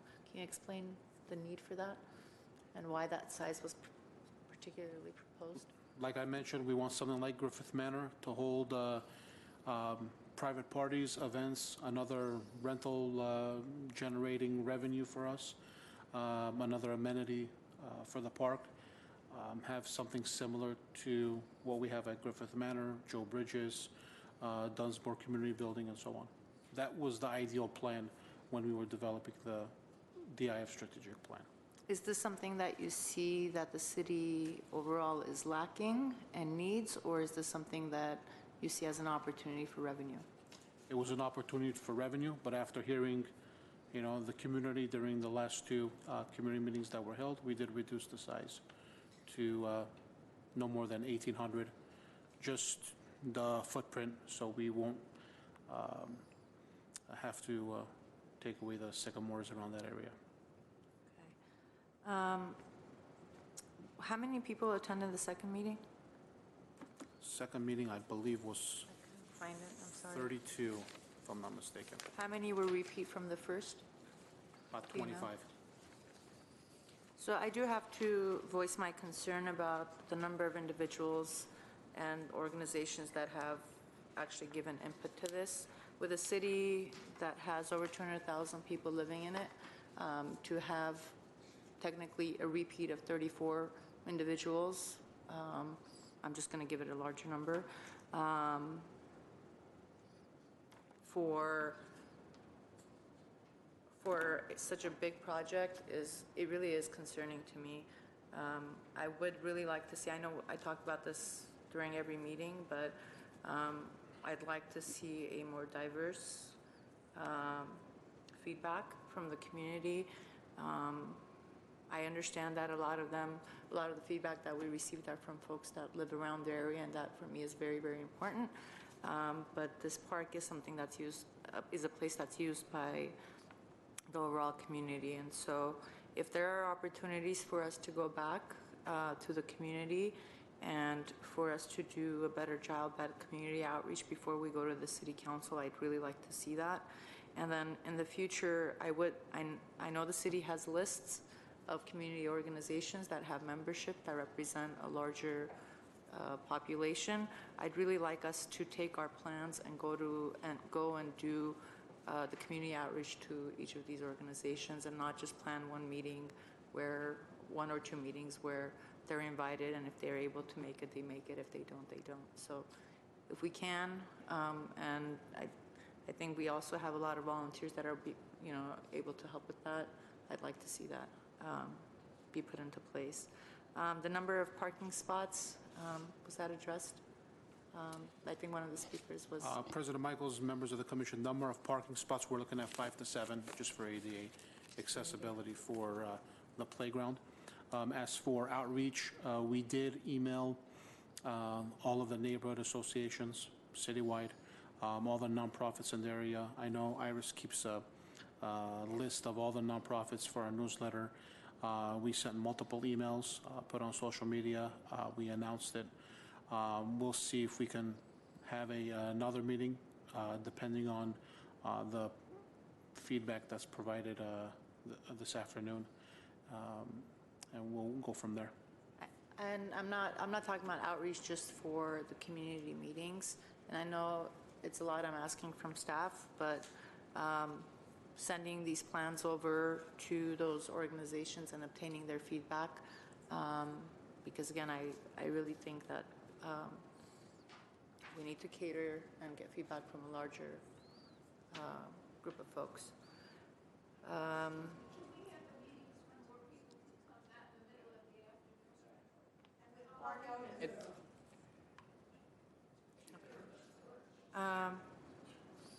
I really like the River Rock idea versus that was proposed.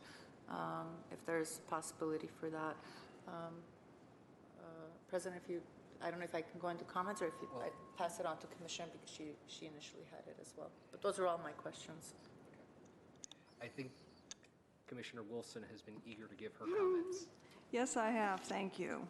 First of all, I want to thank you for all the work you've put in presenting us with this information.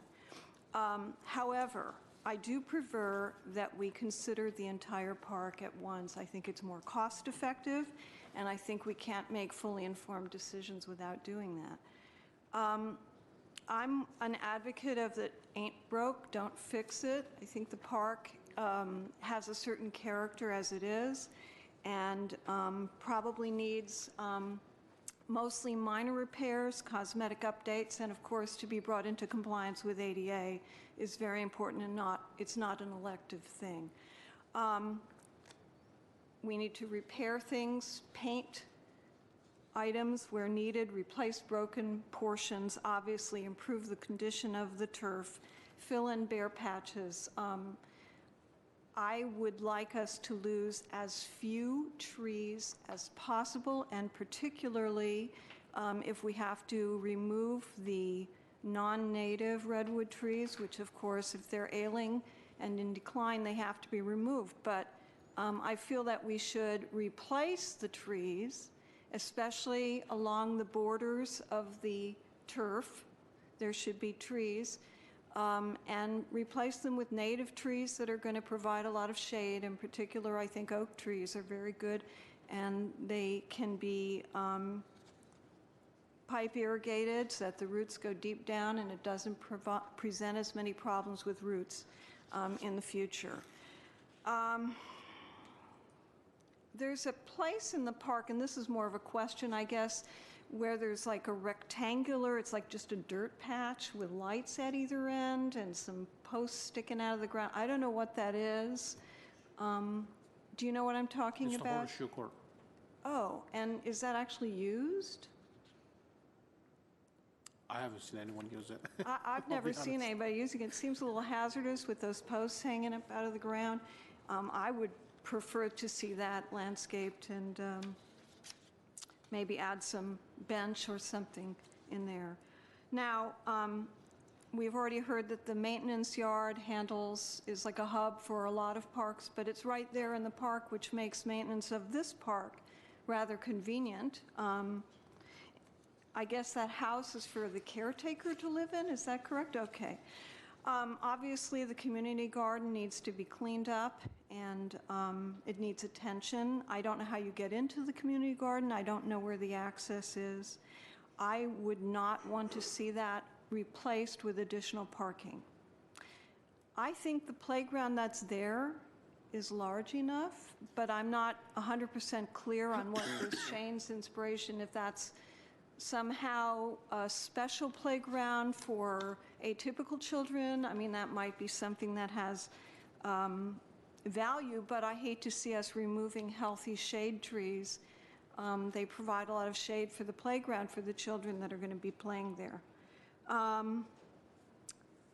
Obviously, the bathroom building needs to be renovated. Maybe we could put in another, there's like a catering galley or, in the south end of the park, maybe another type of galley like that could be put in the north end.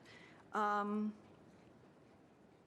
think we need more dog waste stations around.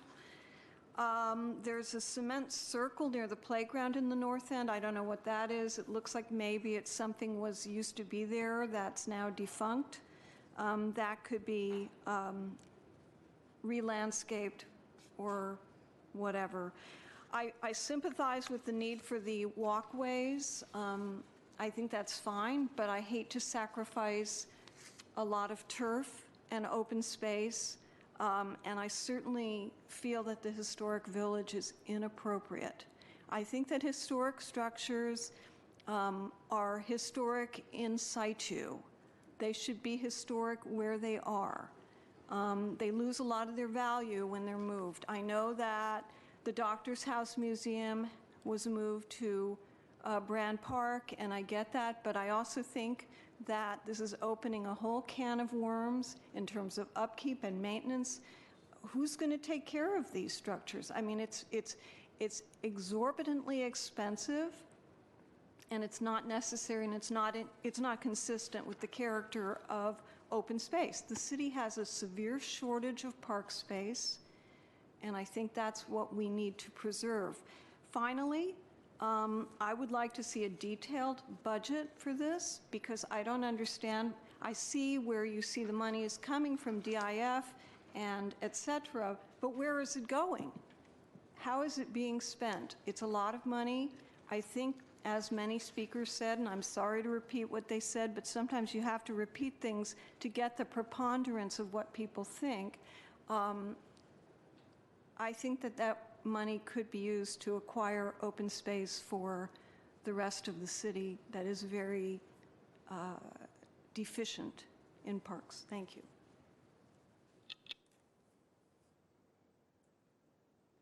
Commissioner Kafine? I do appreciate everyone came and they gave their own comments here, but it seems to me you don't want to share the Verdugo Park with the South. You want the South to stay in South, and you want to stay in your neighborhood. And the time has changed. The city has grown. We have so many population.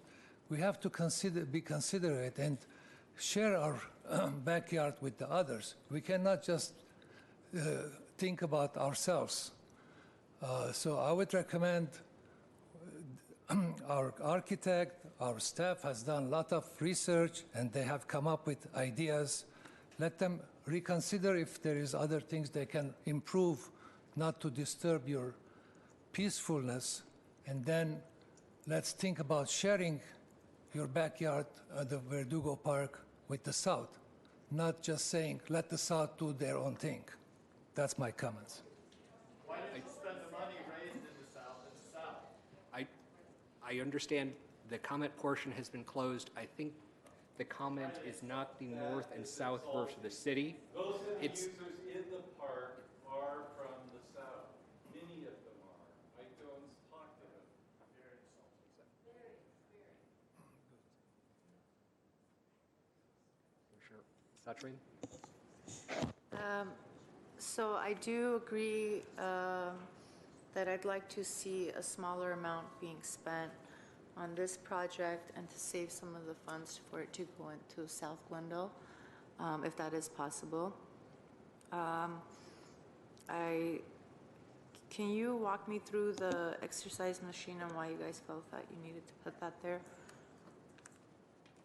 Can you repeat that question again? I'm sorry. The exercise machines that would go along the route. What was The exercise machines are similar to what we have at Pelanconi, Maple, and Palmer Park. Basically, you use your own weight to do calisthenics, push-ups, pull-ups, elliptical, working with your arms, legs, and so on. They're low intensity exercise, so anyone from all ages can, walk around the walk path, do their exercise, and use the equipment. Okay. I do agree with my fellow commissioner about the historic village.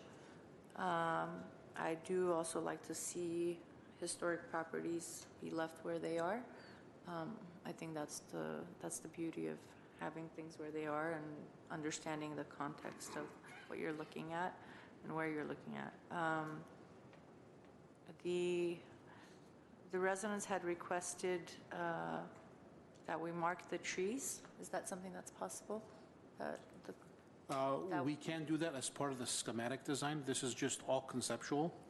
This is very, preliminary. We're trying to get feedback from the community and also from the commission. Once when a plan is approved, then we'll go ahead into schematics and figure out which trees will be kept, impacted, and cut. Okay. So I would like to see my preference would be that it has the loop around and it doesn't go all the way through the park. I would like to see the oak trees, if that's possible.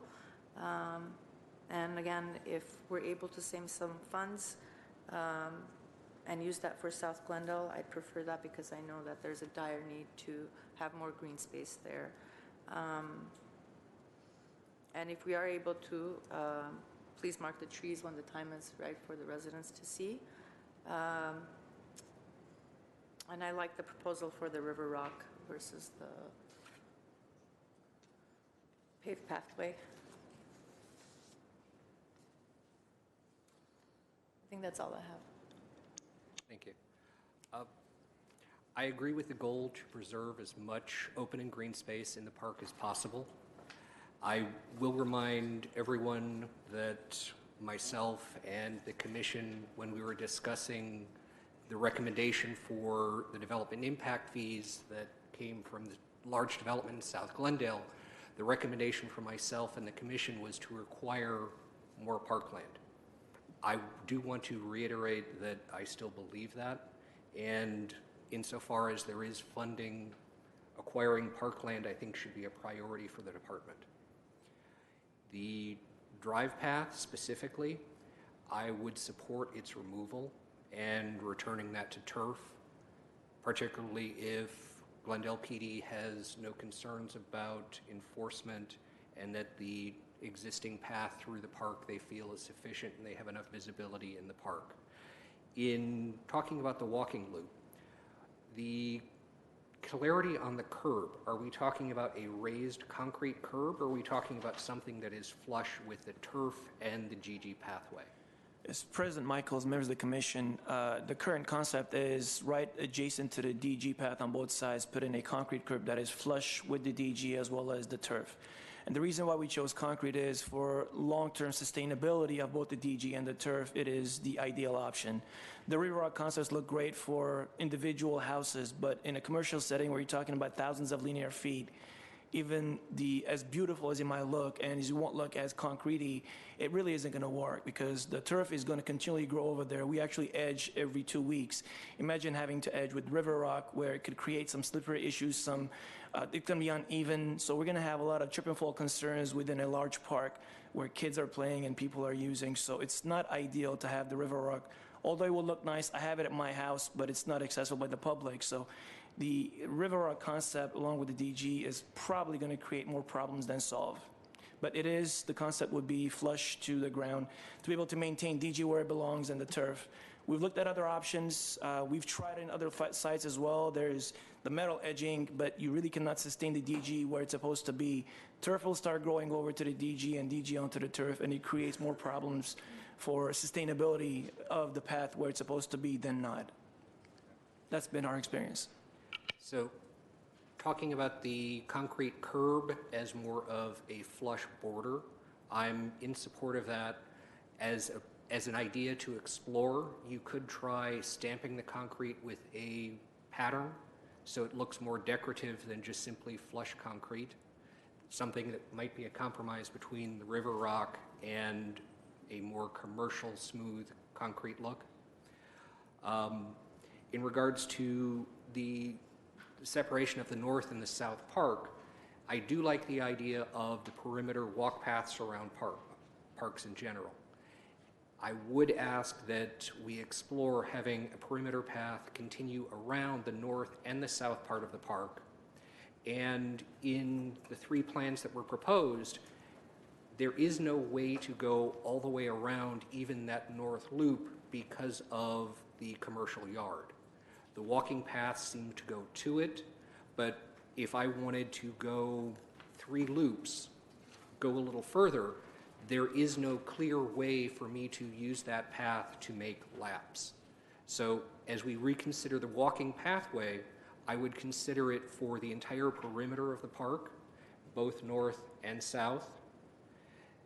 The community gardens, if we move it further to the west, a little further upslope, I think I would support that concept because it would allow more open and green space in the proper park where it is, still allowing for the community gardens to be there with the raised beds, even if it is going further up the slope with raised beds at an elevation that is less of a challenge than trying to have active turf space on a slope.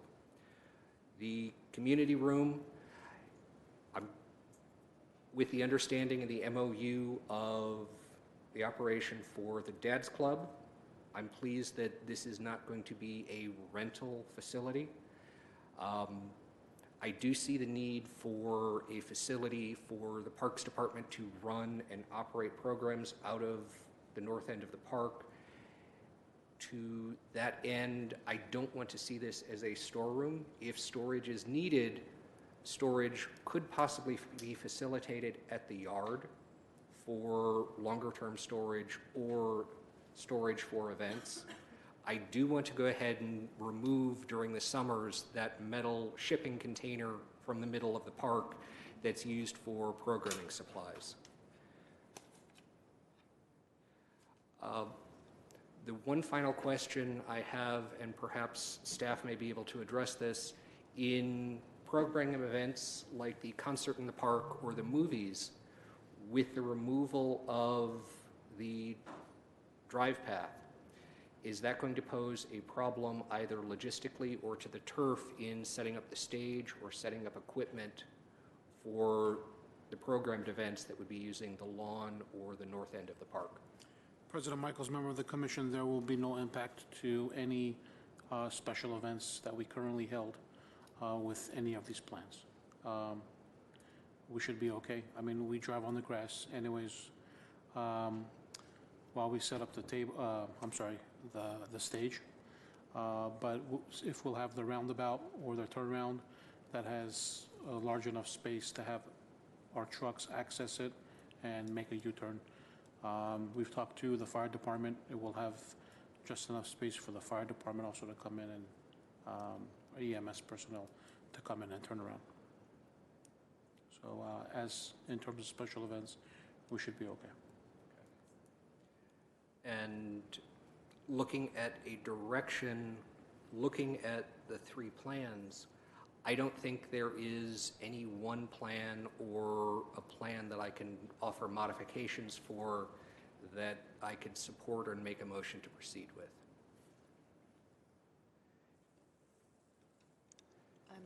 I'm also in agreement with you. I'd like to see some hybrid between the three.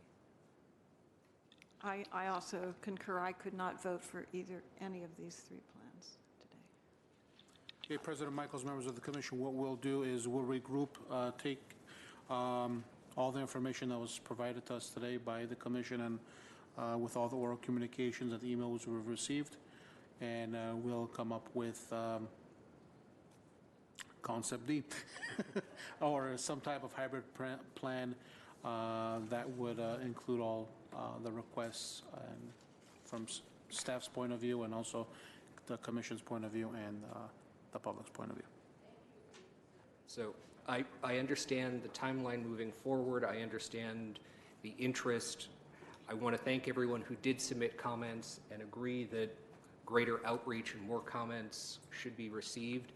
I'm happy to see people come to this commission and be here. I'm sorry that I had to restrict the comments. This usually is a very quiet meeting and we don't have the room for very long. So with the comments, I want to thank you again, but as a recommendation or a movement going forward, I would suggest coming back with a singular revised plan, giving that time for public comments if possible, and I'd like to see that come back to the commission.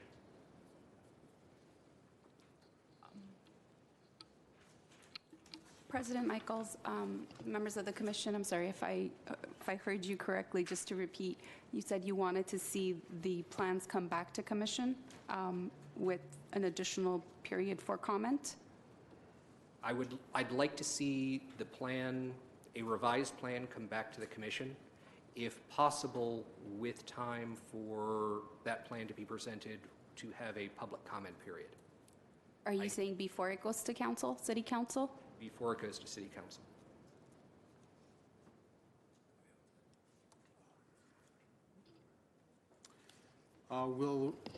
We'll look into it. Yeah. Is a motion needed on this item other than the comments that were provided?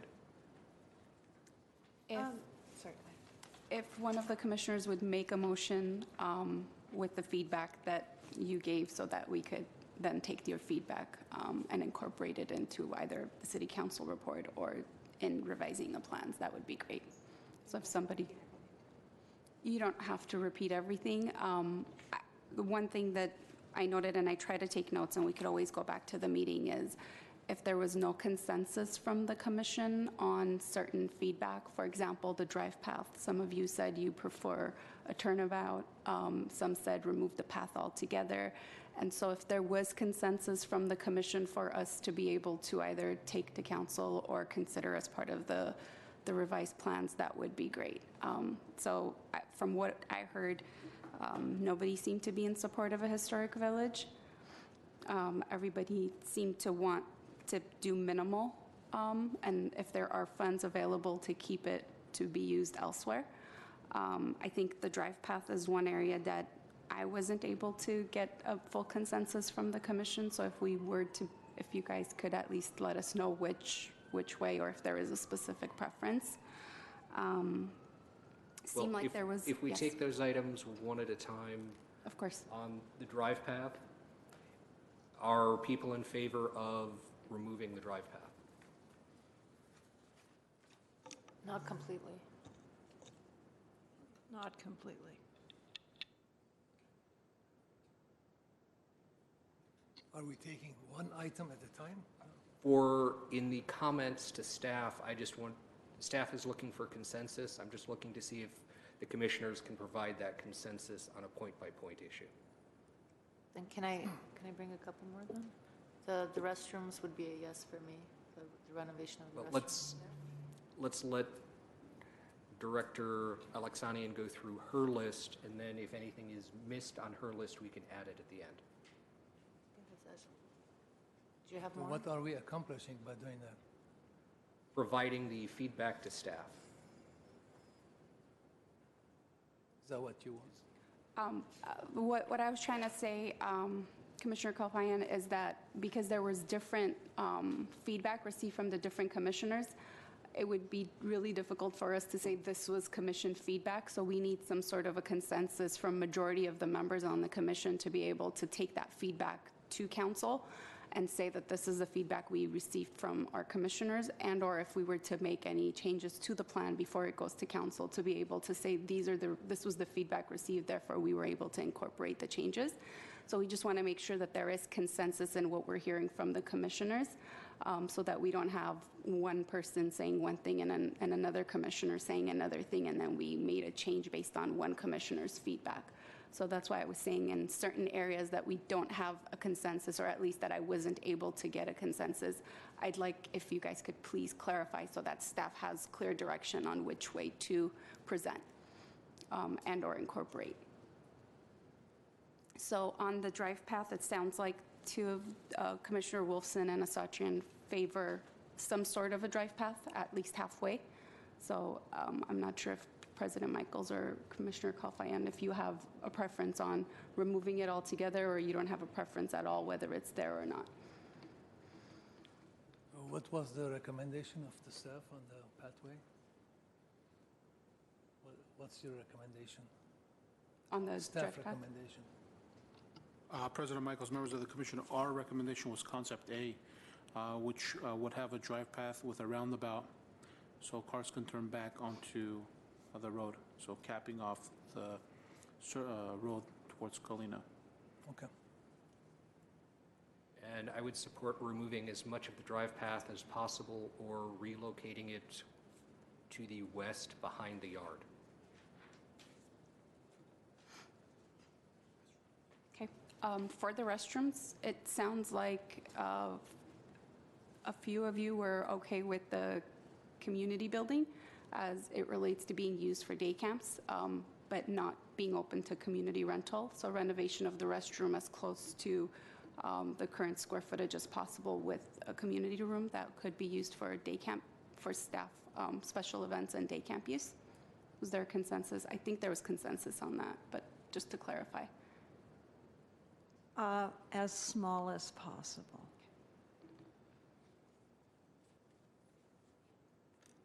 I'm okay with that. And keeping the same square footage, yes. mine is as needed to the use of it.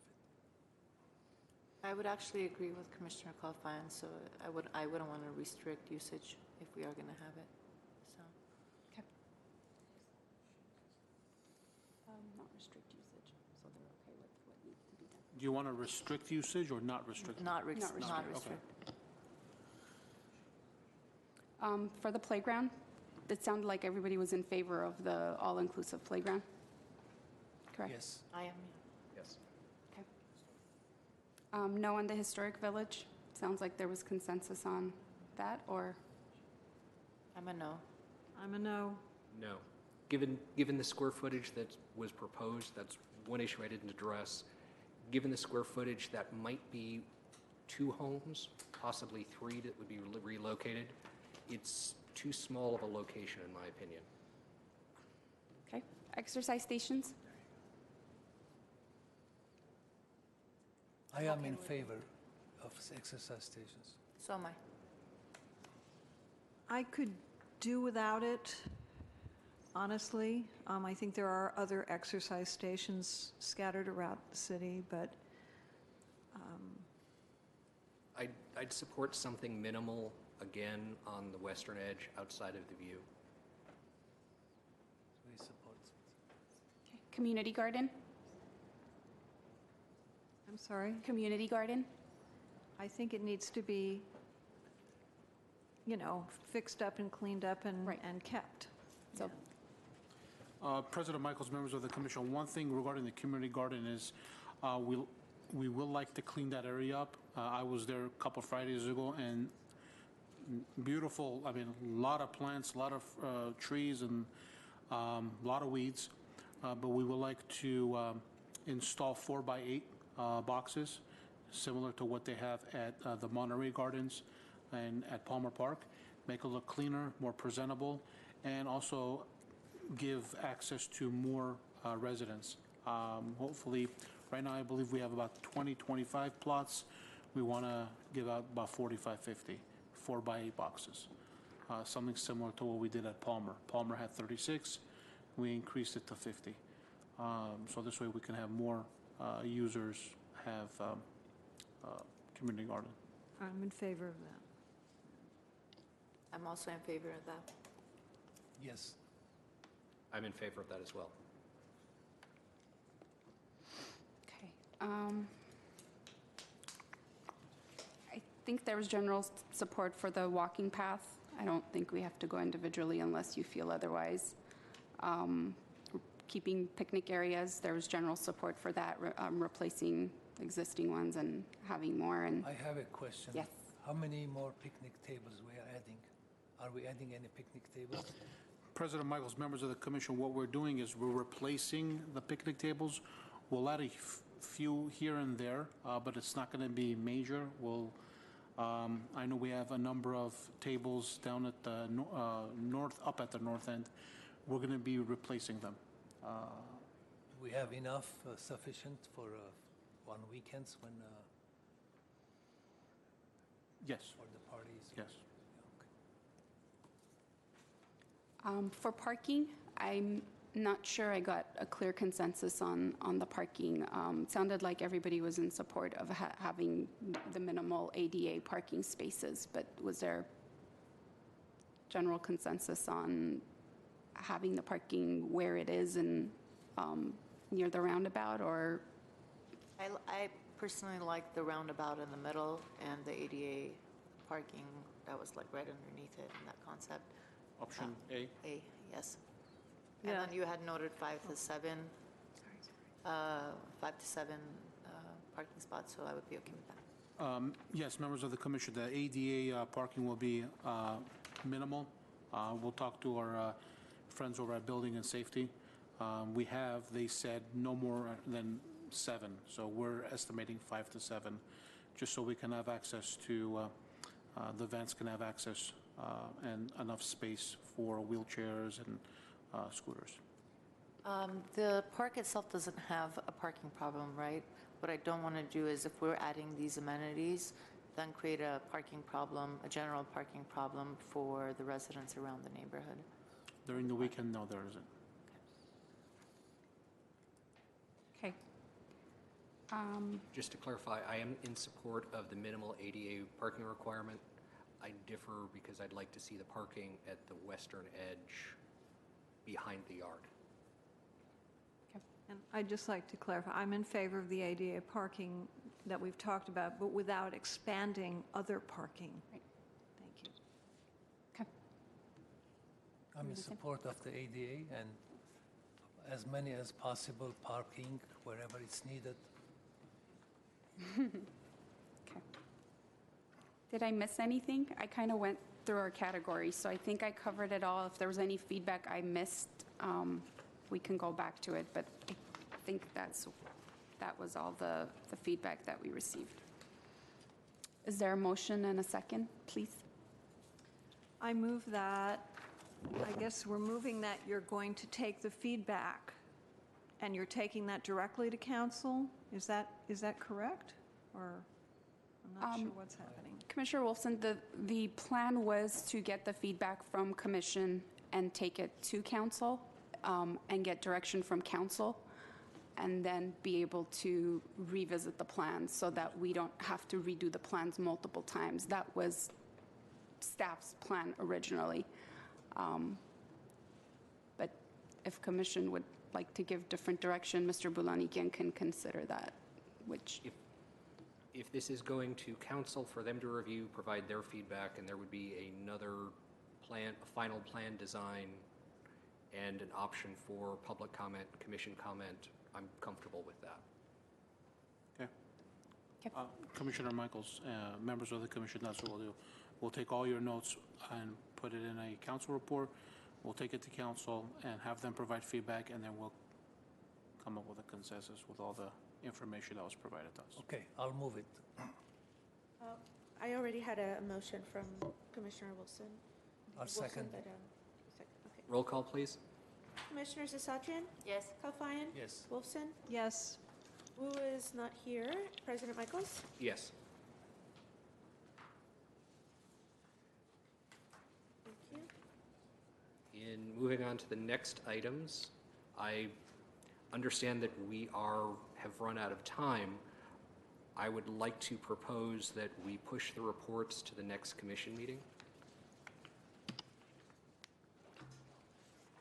So just for the record, we're moving the reports for information only, contract class annual report, which was at A, and at B, the therapeutic recreation annual report, and the monthly activity reports from Recreation and Community Services and Park Services. The next item is adjournment. Adjournments. We stand adjourned.